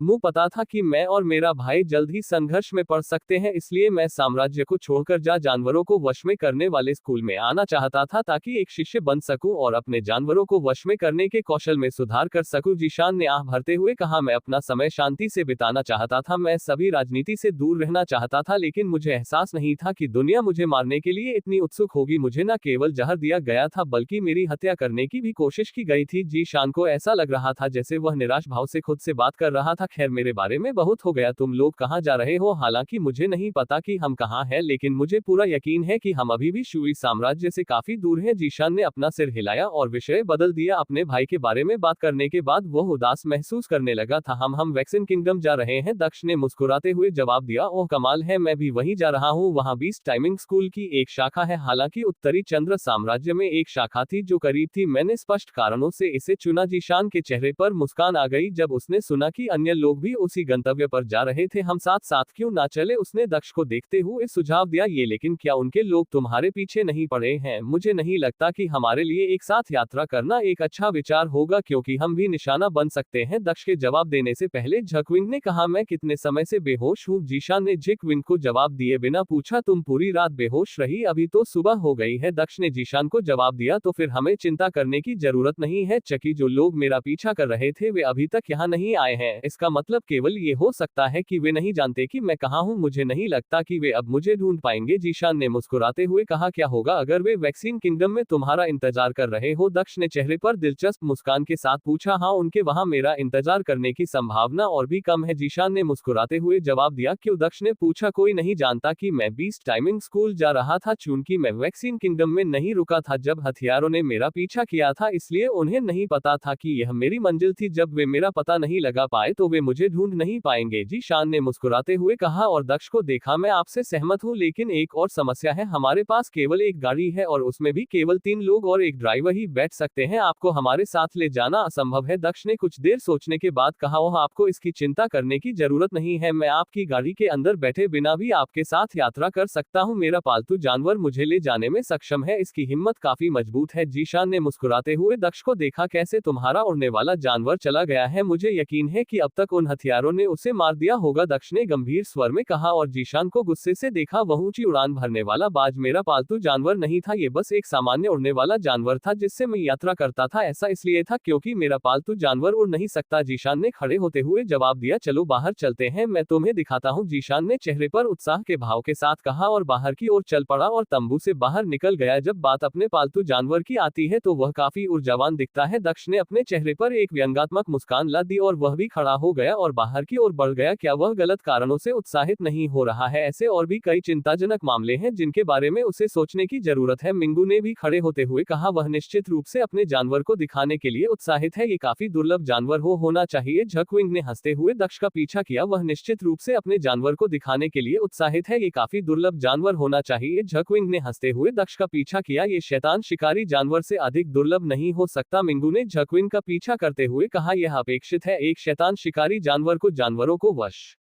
में करने वालों द्वारा सबसे अधिक वांछित जानवर कहा जाता है। जीकिंग ने तंबू छोड़ने से ठीक पहले मिंग्यू की टिप्पणियों का जवाब दिया, क्या तुम उस छोटे लड़के को देखने के लिए तैयार हो? मुझे उस पर गर्व है, यह मैं जरूर कहना चाहूंगा, जीशान ने मुस्कुराते हुए कहा और उसने अपने स्टोरेज रिंग से एक पाउच जैसी चीज निकाली, एक जानवर ले जाने वाला बैग। मुझे लगता है मुझे हैरान होने की जरूरत नहीं है, आखिरकार तुम एक साम्राज्य के राजकुमार हो। दक्ष ने अपनी बाहें मोड़ते हुए कहा। हालांकि उसे जानवर ले जाने वाले बैग में काफी दिलचस्पी थी, लेकिन उसने बेरुखी का नाटक किया। हाँ, यह मेरे शाही पिता की ओर से एक उपहार था जब मैंने अपना पहला जानवर पाला था। ये जानवर बैग एक शीर स्पिरिट ग्रेड आउटफिट है और एक बार में 5 जानवरों को पकड़ सकता है, जीशान ने मुस्कुराते हुए कहा। उसके चेहरे पर गर्व का भाव साफ झलक रहा था। तो इस समय उस बैग में कितने जानवर हैं? दक्ष ने चेहरे पर दिलचस्पी भरी नजर से पूछा। ये बहुत संभव है कि उसके पास 5 जानवर हो, उसने सोचा, लेकिन उसे जो उत्तर मिला वह बिल्कुल अलग था। मेरे पास केवल 2 पालतू जानवर हैं, मैं तुम्हें उनमें से एक अभी दिखाता हूँ, जीशान ने मुस्कुराते हुए कहा और उसने जानवरों के बैग पर 3 बार थपथपाया। बैग कुछ देर के लिए चमका, फिर सामान्य हो गया। बैग से रोशनी का एक छोटा कण निकला और उनके सामने जमीन पर गिरा। फिर उसने एक जानवर का रूप ले लिया। यह एक चांदी के रंग का भेड़िया था जो लॉन्ग चेन से भी लंबा था। भेड़िया 2 मीटर से अधिक लंबा और लगभग 3.5 मीटर लंबा था। भेड़िए के 2 नुकीले नुकीले दांत थे जो उसके बिल्कुल सफेद फर की तरह ही सफेद थे। यह मेरा पालतू जानवर है वाइट, यह एक आत्मा भक्षक भेड़िया है। मुझे कहना चाहिए कि यह काफी दुर्लभ जानवर है, केवल कुछ ही जानवर हैं जिन्हें पालतू जानवर आत्मा भक्षक भेड़िए से अधिक चाहते हैं, जीशान ने अपने चेहरे पर गर्व के भाव के साथ कहा। उसका नाम वाइटी है, दक्ष ने चेहरे पर खाली भाव के साथ पूछा। ओम हम, जीशान ने चेहरे पर गर्व के भाव के साथ अपना सिर हिलाया और यहाँ मुझे लगा कि मैं अपने साथियों का नाम रखने में बुरा हूँ। दक्ष ने अपने चेहरे पर एक व्यंग्यात्मक मुस्कान के साथ कहा। उसे नहीं पता था कि क्यों, लेकिन उसे लगा कि इतने भयंकर जानवर के लिए ये नाम काफी बुरा है। अरे मैं उन्हें नाम देने में बुरा नहीं हूँ, वाइटी एक बिल्कुल बढ़िया नाम है, जीशान ने कहा और उसका चेहरा कुछ पल के लिए तमतमा गया। उसे आश्चर्य हुआ कि किसी ने उसके द्वारा चुने गए नाम को बुरा कहा। साम्राज्य में वापस आकर सभी ने इतना बढ़िया नाम चुनने के लिए मेरी प्रशंसा की, उसने गर्व भरी मुस्कान के साथ। क्या उन्हें ऐसा नहीं कहना चाहिए? आखिरकार आप एक रॉयल है। दक्ष जीशान को देखते हुए अपनी हंसी रोक नहीं सका। दक्ष का जवाब सुनकर जीशान दंग रह गया। वह जल्दी जल्दी आत्मा भक्षक भेड़िए की ओर चलने लगा। अरे वाइटी, मैंने तुम्हें जो नाम दिया है वह अच्छा है ना? उसने चेहरे पर आत्मविश्वास के भाव के साथ आत्मा भक्षण करने वाले भेड़िए से पूछा। आत्मा भक्षण भेड़िया जो जीशान को देख रहा था उसका सवाल सुनते ही दूसरी तरफ देखने लगा। उसने अपने मालिक के सवाल से अनभिज्ञता का नाटक किया। जीशान का दिल टूट गया जब उसने आत्मा भक्षण करने वाले भेड़िए की प्रतिक्रिया देखी। वह अपनी प्रतिक्रिया देखकर जमीन पर गिर पड़ा। अरे ज्यादा प्रतिक्रिया करने की कोई जरूरत नहीं है, वैसे भी नाम इतना बुरा नहीं है, एक तरह से यह काफी प्यारा है, दक्ष ने कहा क्योंकि उसे बुरा लग रहा था कि उसने ही जीशान को ये खबर दी थी। हाँ मैं समझता हूँ, तुम्हें मेरे लिए इसे ज्यादा जटिल बनाने की जरूरत नहीं है, जीशान ने उदास चेहरे के साथ कहा। ओह ठीक है, मेरे अन्य 2 पालतू जानवरों के नाम बहुत अच्छे हैं, जीशान ने फिर कहा और वह फिर से उत्साहित हो गया। मुझे तुम पर विश्वास है, दक्ष ने अपने चेहरे पर एक व्यंग्यात्मक मुस्कान के साथ कहा। अब उसे अपने विचार व्यक्त करने पर पछतावा हो रहा था। वे स्वीटी और यूनियन है, नाम तो बेहतर है ना? उसने उम्मीद भरी निगाहों से कहा। स्वीटी और यूनियन, दक्ष ने बड़बड़ा हुए कहा क्योंकि उससे ये तय करना मुश्किल हो रहा था कि उसे कैसे प्रतिक्रिया देनी चाहिए। हाँ तुम कुछ क्यों नहीं कह रहे हो? जीशान ने फिर से पूछा। उसके चेहरे पर उलझन भरी नजर थी और उसने दक्ष को देखा। नाम तो बहुत अच्छे हैं, दक्ष ने आखिरकार हार मान ली और सिर हिलाकर सहमति जताने का फैसला किया। वह ऐसी बेतुकी बातें नहीं करना चाहता था। हाँ वैसे भी मैं वाईटी पर यात्रा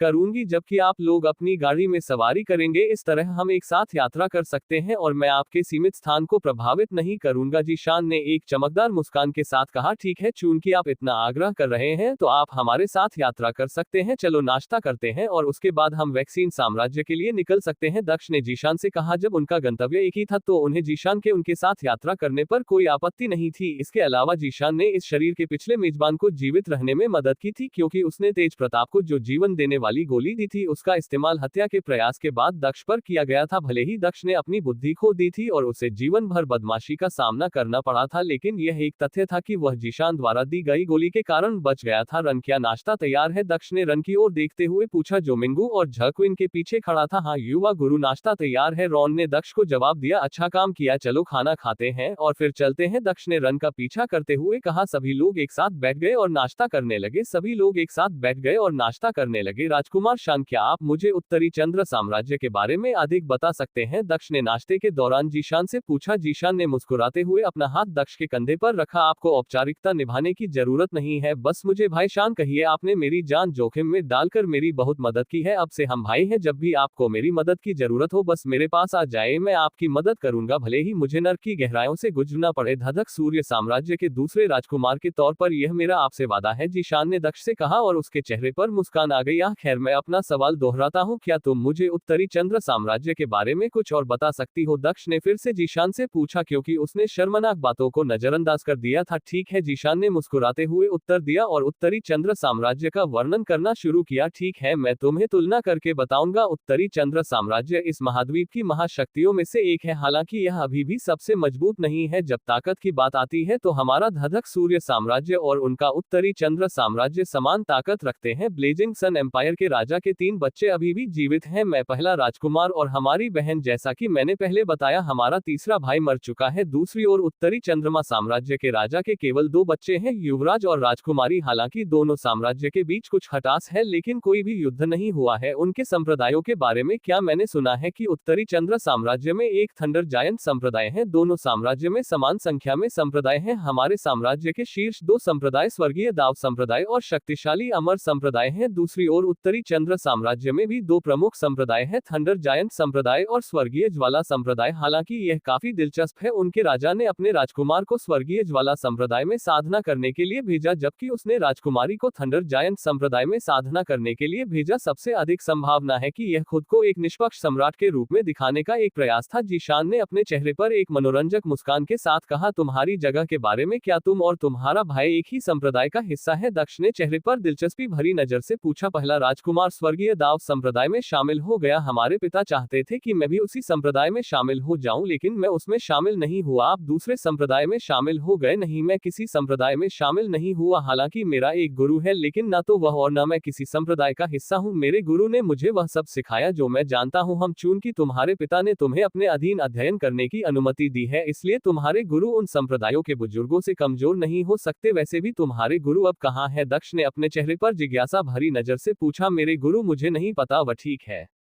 आप वैक्सन साम्राज्य क्यों जा रहे हैं? जीशान ने दक्ष से पूछा। दक्ष ने देखा कि जीशान ने कितनी सूक्ष्मता से विषय बदल दिया, लेकिन उसने कुछ नहीं कहा। लगता है भाई शान मुझे बताना नहीं चाहता, वह मुझे भाई नहीं मानता। कोई बात नहीं, दक्ष ने दुखी स्वर में कहा। तुम क्या फालतू बात कर रहे हो? बेशक मैं तुम्हें अपना भाई मानता हूँ, बात बस इतनी है कि मैंने अपने गुरु से वादा किया था कि मैं उनके बारे में किसी से बात नहीं करूंगा। मैं तुम्हें केवल इतना बता सकता हूँ कि वह प्रमुख संप्रदायों के बुजुर्गों जितना मजबूत नहीं है। जीशान ने दक्ष से कहा। इतना मजबूत नहीं? फिर तुम उसके शिष्य कैसे बन गए? ओह ठीक है, तुमने वादा किया था कि तुम नहीं बताओगे। दक्ष की जिज्ञासा और भी बढ़ गई जब उसने उसका जवाब सुना, लेकिन उसे एहसास हुआ कि अगर उसने जीशान पर बहुत ज्यादा दबाव डाला तो उसे जवाब नहीं मिलेगा। मैं क्षमा चाहती हूँ, लेकिन मैं अपने गुरु से संबंधित चीजों के अलावा किसी भी अन्य विषय पर बात नहीं कर सकती। जीशान ने क्षमा प्रार्थी वर में कहा। ये ठीक है, इसकी चिंता मत करो, दक्ष ने लापरवाही से जवाब दिया और ऐसा व्यवहार किया जैसे उसे इसकी कोई परवाही नहीं है। इतनी समझदारी दिखाने के लिए शुक्रिया, जीशान ने चेहरे पर कृतज्ञता के भाव के साथ दक्ष से कहा। दक्ष ने कोई जवाब नहीं दिया। उन्होंने कुछ ही देर में नाश्ता खत्म कर लिया और फिर उठकर जाने लगे। दक्ष, मिंगू और झ किंग अपनी गाड़ी में बैठ गए, जबकि राजकुमार जीशान अपने आत्मा भक्षण करने वाले जानवर के ऊपर चढ़ गए और इस तरह उनकी यात्रा शुरू हुई। केवल आधा घंटा ही बीता था और जीशान को साथ यात्रा करने के अपने निर्णय पर पछतावा होने लगा था। उनकी गाड़ी बहुत धीमी है, मुझे धीमी गति से चलना बिल्कुल पसंद नहीं है, लेकिन मैं कुछ नहीं कर सकता। उसने गाड़ी की ओर देखते हुए बुदबुदा आया।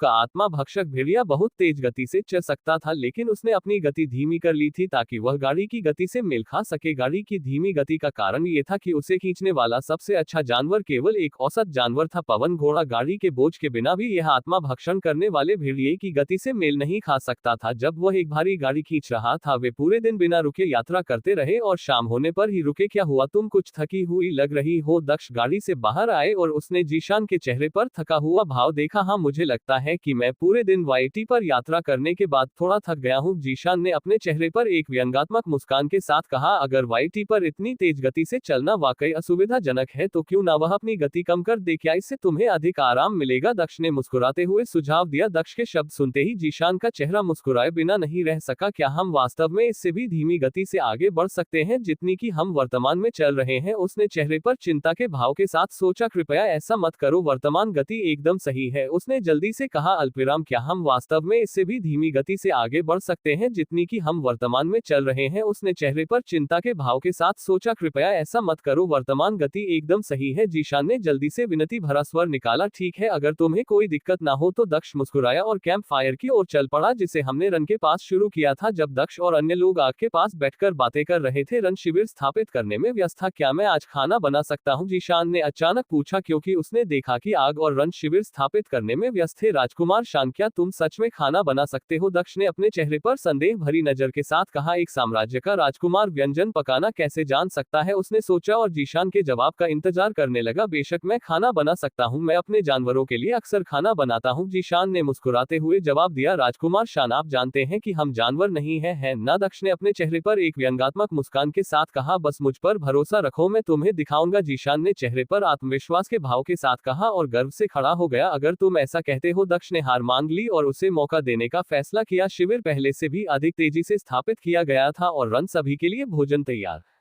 करने के लिए कैंप फायर की ओर आया, लेकिन वह ये देखकर दंग रह गया कि जीशान कैंप फायर के सामने बैठकर खाना बना रही थी। वह चेहरे पर उलझन भरी नजर लिए हुए पास आया। ओह रॉन, कैंप तैयार हो गए, बढ़िया, तुम थोड़ा आराम कर सकते हो। राजकुमार शान आज भोजन का प्रभारी है, जी किंग ने रॉन को देखा और उसे अजीब स्थिति के बारे में बताया। ठीक है मास्टर, रन ने कहा और पास के एक पत्थर पर बैठ गया और जीशान को देखने लगा। जीशान को अपना काम पूरा करने में केवल 10 मिनट और लगे। मैं समाप्त हो गया। आज मैंने आप सभी के लिए हमारे साम्राज्य का एक विशेष व्यंजन बनाया, सौभाग्य से मैं बहुत सारी सामग्री के साथ महल से बाहर आया, जीशान ने कहा और उसके चेहरे पर मुस्कान आ गई। उसने अपने भंडार रिंग से निकाले गए कटोर में सूप जैसी चीज सभी को परोसी। मैंने जो सूप बनाया है वह हमारे साम्राज्य के सबसे अच्छे व्यंजनों में से एक माना जाता है। इसे 9 रिवर ट्रांसफ्यूजन सूप कहा जाता है। इसमें हमारे साम्राज्य की 9 अलग अलग नदियों के किनारों से एकत्रित जड़ी बूटियों का उपयोग किया जाता है। उन्होंने अपने चेहरे पर गर्व के भाव के साथ कहा। ये सूप व्यक्ति की जीवन शक्ति बढ़ाने के लिए जाना जाता है। साधकों के लिए इसका और भी अधिक लाभ है क्योंकि यह साधना के दौरान प्राकृतिक क्यूई अवशोषण की गति को बढ़ा सकता है, जीशान ने आगे कहा। बहुत अच्छा लग रहा है और खुशबू भी अच्छी है, दक्ष ने सूप को देखते हुए धीरे से कहा। संक्षिप्त अवलोकन के बाद उन्होंने इसे पीना शुरू कर दिया। हम स्वाद भी बहुत अच्छा है, मैं इसके अंदर स्वर्ग और पृथ्वी की ऊर्जा महसूस कर सकता हूँ। कोई आश्चर्य नहीं कि इसके इतने अद्भुत प्रभाव है, दक्ष ने जीशान की प्रशंसा करते हुए अपना हिस्सा पीना समाप्त किया। मुझे खुशी है कि तुम्हें ये पसंद आया, बहुत कुछ है, तुम और भी ले सकते हो, जीशान ने अपनी प्रशंसा सुनकर मुस्कुराया। उसने दक्ष को 9 रिवर ट्रांसफ्यूजन सूप परोसा। सभी ने सूप तब तक पिया जब तक उनका पेट नहीं भर गया। ठीक है, अब मैं अपने टेंट में जा रहा हूँ। शुभरात्रि। चांद आसमान में चमक रहा था जब जीशान खड़ा हुआ और दक्ष और अन्य लोगों से विदा लेकर उस टेंट की ओर चल पड़ा जो उसे सौंपा गया था। अनुमति मांगने के बाद रॉन भी चला गया, केवल मिंगू, जेक्विंग और लॉन चेन ही पीछे रह गए। कल रात तुम मिंगू के साथ थे, अब मेरी बारी है, झक्विंग ने उसके हाथ पकड़ते हुए कहा। कुछ मत बोलो, तुमने उसे पूरी रात अपने पास रखा था, अब मेरी बारी है। मिंगू ने अपना मुंह खोला लेकिन इससे पहले कि वह अपना पहला शब्द भी बोल पाती जी किंग ने बोलना शुरू कर दिया। मिंगू ने अपना मुंह बंद कर लिया और कुछ नहीं कहा और चुपचाप अपने तंबू में वापस चली गई। आखिरकार तुम सब मेरे पास हो, जी किंग ने विजय मुस्कान के साथ कहा और वह दक्ष के करीब आ गई। मुझे बहुत खेद है लेकिन मुझे लगता है कि मैं आज रात बाहर ही रहूंगा, दक्ष ने चेहरे पर एक व्यंग्यात्मक मुस्कान के साथ कहा। क्यों, क्या तुम मुझे पसंद नहीं करते? जी क्विंग ने दक्ष की ओर आशा भरी नजरों से देखते हुए कहा। ऐसा बिल्कुल नहीं है, बस मुझे ऐसा लगता है कि 9 नदियों के ट्रांसफ्यूजन सूप की वजह से मेरे शरीर के अंदर क्यूई उत्तेजन उत्तेजित हो गई है और मुझे लगता है कि मैं आज रात को इससे बाहर निकल सकता हूँ। मैं बाहर से शुरू करना चाहता हूँ और साधना करना चाहता हूँ। दक्ष ने उसे जवाब दिया। वह उसकी आंखों में निराशा देख सकता था, लेकिन उसे लगा कि वह इसके बारे में कुछ नहीं कर सकता। ठीक है, मैं तुम्हें आज रात खेती करने दूंगी, लेकिन खेती के नाम पर कल जैसा कुछ करने की कोशिश मत करना। उसने अपनी भावनाओं पर काबू पाया और आखिरकार मुस्कुरा दी। आज यहाँ सख्ती से खेती की जाएगी, इसलिए मैं किसी भी तंबू के अंदर नहीं जा रहा हूँ। दक्ष ने उसके सामने खड़े होकर शर्मिंदगी से कहा, मुझे तुम पर भरोसा है, उसने कहा और दक्ष के होठों पर एक हल्का सा चुंबन दिया और फिर पीछे मुड़कर चली गई। दक्ष ने राहत की सांस ली और साधना के लिए जगह तलाशने लगा। उसने अपनी पुरानी तरकीब आजमाने का फैसला किया और एक पेड़ के ऊपर चढ़ गया और पास के पेड़ों की 2 शाखाओं से जुड़ा एक झूला लगाया और ध्यान की मुद्रा में झूले पर बैठ गया। उसने अपनी आंखें बंद कर ली और आखिरकार साधना शुरू कर दी। लॉन्ग चेन के शिविर के पास एक स्थान पर 50 से अधिक लोग खुशी खुशी खा पी रहे थे। तभी एक व्यक्ति दौड़ता हुआ उनकी ओर आया। चीफ चीफ, वो चिल्लाया और लोगों की भीड़ की ओर भागा। तुम किस लिए चिल्ला रहे हो? क्या तुम नहीं देख सकते कि मैं यही हूँ? एक दाढ़ी वाला आदमी चिमनी के पास एक कुर्सी पर बैठा था और एक पृथ्वी लोक के जानवर का पका हुआ मांस खा रहा था। चीफ, मैंने पास में ही लोगों का एक समूह देखा। उन्होंने हमारे इलाके में अपना डेरा जमा लिया है। उनके कपड़ों और चाल से लगता है कि वे अमीर लड़के हैं जो खतरों को जाने बिना ही दुनिया की सैर करने निकल पड़े हैं। दाढ़ी वाले आदमी से बात करते हुए उस व्यक्ति ने बड़ी मुस्कान के साथ कहा, कुछ बदमाश, क्या तुम सच में सोचते हो कि मैं एक उच्च पृथ्वी क्षेत्र का साधक कुछ बच्चों को लूट सकता है? क्या तुम सच में सोचते हो कि उनके पास मेरे ध्यान देने लायक कुछ भी होगा? अगर तुम अभी भी चाहते हो तो अपने साथ 2 लोगों को ले जाओ और जो कुछ भी उनके पास है उसे ले लो। दाढ़ी वाले आदमी ने मांस खाते हुए कहा, लेकिन बॉस, मैंने आपको मुख्य आकर्षण के बारे में तो बताया ही नहीं। उनके समूह में 2 लड़कियां हैं। उनमें से एक लड़की मुश्किल से 20 साल की लगती है और दूसरी उससे भी कम उम्र की। वे दोनों सबसे सुंदर लड़कियां हैं जिन्हें मैंने कभी देखा है। वे बिल्कुल स्वर्ग से आए परियों की तरह हैं। मुझे लगता है कि चीफ को लड़कियां पसंद आएंगी, उसने मुस्कुराते हुए कहा। हम लड़कियां? खैर, मुझे लड़की देखे हुए काफी समय हो गया है। ये बहुत बुरा है कि जिन लड़कियों को हमने अगवा किया था वे इतनी आसानी से टूट गई। ठीक है, मैंने तय किया है कि हम उन बच्चों पर हमला करेंगे। मैं लड़की को ले जाऊंगा जबकि तुम लोग बाकी बच्चों और पैसों का ख्याल रखना, मुखिया ने कहा और उसके चेहरे पर एक मुस्कुराहट उभर आई। चीफ, हमें बहुत समय हो गया है जब से हमने कोई महिला ली है। क्या हम लड़कियों में से किसी एक को भी ले सकते हैं? उनके एक अधीनस्थ ने अपने चेहरे पर चापलूसी भरी मुस्कान के साथ अपना हाथ रगड़ते हुए कहा, जरूर, अगर मैं लड़कियों से थक गया हूं और वे अभी भी जीवित हैं तो आप और बाकी लोग उन्हें साझा कर सकते हैं। अगर आप इतने लंबे समय तक इंतजार नहीं कर सकते तो आप इस बीच युवा लड़कों के साथ मौज मस्ती कर सकते हैं। मुझे लगता है कि आप उनका काफी अच्छा इस्तेमाल कर सकते हैं। मुखिया हंसने लग और खड़ा हो गया। यह मूर्ख, क्या वे सचमुच सोचते हैं कि मैं लड़कियों को उनके लिए तब तक छोड़ दूंगा जब तक वे जीवित और उपयोगी हैं? मुखिया ने चेहरे पर मुस्कुराहट के साथ सोचा, आगे बढ़ो छोटे हूँ। मुखिया ने मुखबिर की ओर देखा और कहा, हाँ चीफू नामक व्यक्ति ने उत्साह पूर्वक लक्ष्य की ओर चलना शुरू कर दिया। वे जंगल से होते हुए 20 मिनट से अधिक समय तक चले, इससे पहले कि उनकी आंखों के सामने एक गाड़ी और कुछ टैट दिखाई देते। हम लगता है कि छोटा हूँ झूठ नहीं बोल रहा था। हालांकि गाड़ी अच्छी लग रही है, लेकिन ये स्पष्ट रूप से साम्राज्य के शीर्ष परिवारों की गाड़ियों जितनी अद्भुत नहीं है। किसी राज्य से कोई होगा, यह अच्छी बात है। मुखिया ने मिंगू की गाड़ी को देखते हुए सोचा, वे बहुत भोले हैं। उन्होंने अपने घर की रखवाली के लिए बाहर कोई गार्ड भी नहीं रखा। यात्रियों का एक अपरिपक्व समूह होना चाहिए। उसने धीरे से कहा, मुझे लगता है कि तुम लोग इसे आसानी से संभाल सकते हो बिना मेरी जरूरत के। जाओ और सबको पकड़ो। लड़कियों के साथ सावधानी से पेश आओ। उनके शरीर पर एक खरोंच भी नहीं होनी चाहिए, अन्यथा मैं जिम्मेदार व्यक्ति की पिटाई कर दूंगा। प्रमुख ने उन्हें आदेश दिया, लेकिन सख्त चेतावनी देने से पहले नहीं। हाँ बॉस। लोगों ने सहमति में सिर हिलाया और तंबू की ओर बढ़ने लगे। वे रात के सन्नाटे में गुजरे और यथासंभव धीमी आवाज में दुख व्यक्त करने का प्रयास किया। चलते समय उन्हें पता ही नहीं चला कि कब उन्होंने राजकुमारी जी क्विंग द्वारा बनाई गई एक रेखा पार कर ली, जो एक अलार्म की तरह काम करती थी जिसे केवल जी क्विंग ही सुन सकती थी। जैसे ही उसे इसका एहसास हुआ वह तुरंत जाग गई। दूसरी ओर जी शान अपने तंबू में आराम से सो रहा था जब उसे अपने मन में चेतावनी का एहसास हुआ। यह एक कलाकृति की वजह से था जिसका इस्तेमाल उसने अपने शिविर की सुरक्षा के लिए किया था। जब वह कलाकृति का इस्तेमाल करता था तो जब भी कोई अजनबी उसके एक निश्चित दायरे में काम करते हुए प्रवेश करता था तो यह उसे चेतावनी देता था। यह दायरा 500 मीटर था। वह भी उदास होकर उठा। उसने अपनी तलवार को अपनी स्टोरेज रिंग से बाहर निकाला और एक साधारण सा दिखने वाला कवच पहना। हालांकि तलवार और कवच दोनों ही काफी साधारण लग रहे थे, लेकिन वे वास्तव में पीक अर्थ ग्रेड कलाकृतियां थी। यहाँ तक कि साधारण पृथ्वी ग्रेड कलाकृतियां भी राज्यों में दुर्लभ थी। पृथ्वी ग्रेड की उच्चतम कलाकृतियां तो दूर की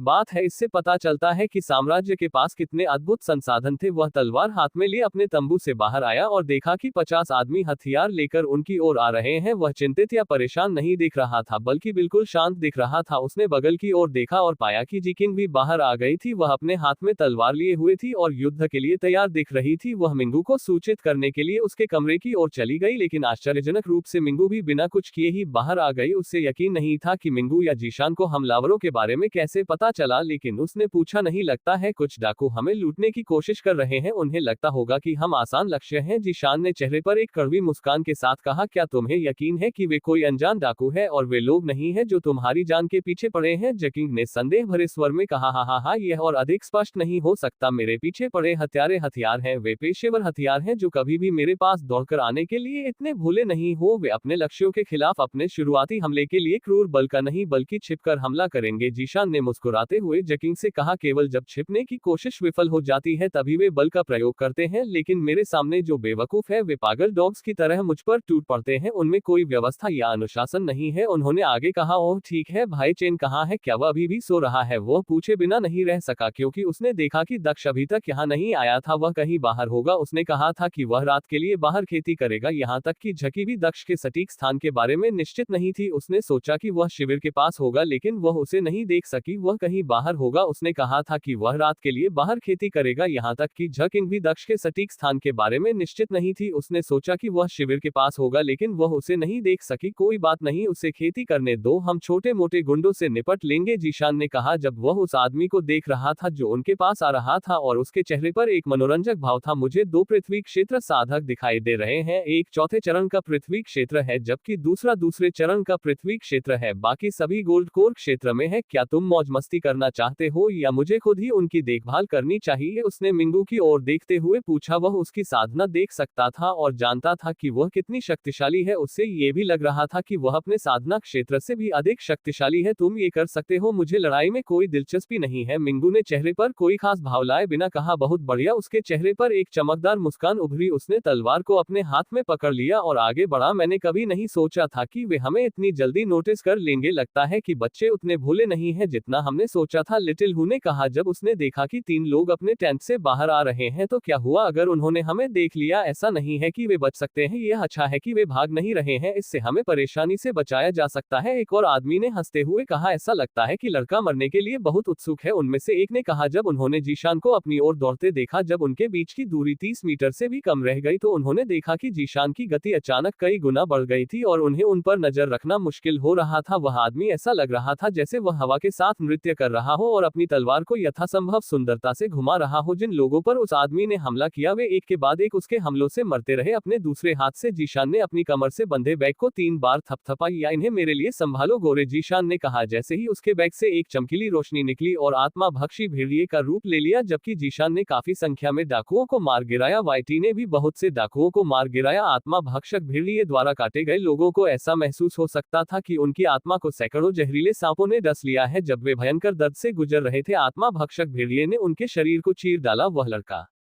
वो सरल नहीं है डिकी, जाओ उस लड़के का ख्याल रखो। चौथे चरण के पृथ्वी क्षेत्र साधक ने दूसरे चरण के पृथ्वी क्षेत्र साधक से कहा, हाँ भाई म्यू, मैं जाकर उसकी खोपड़ी कुचल दूंगा। डुकी नामक व्यक्ति ने छोटे कद के व्यक्ति से कहा। जहां डुकी 7 फीट लंबा था वहीं दूसरी ओर म्यू आश्चर्यजनक रूप से केवल 4 फीट लंबा था, लेकिन चूंकि मुखिया के बाद उसकी खेती सबसे ऊंची थी इसलिए किसी ने उस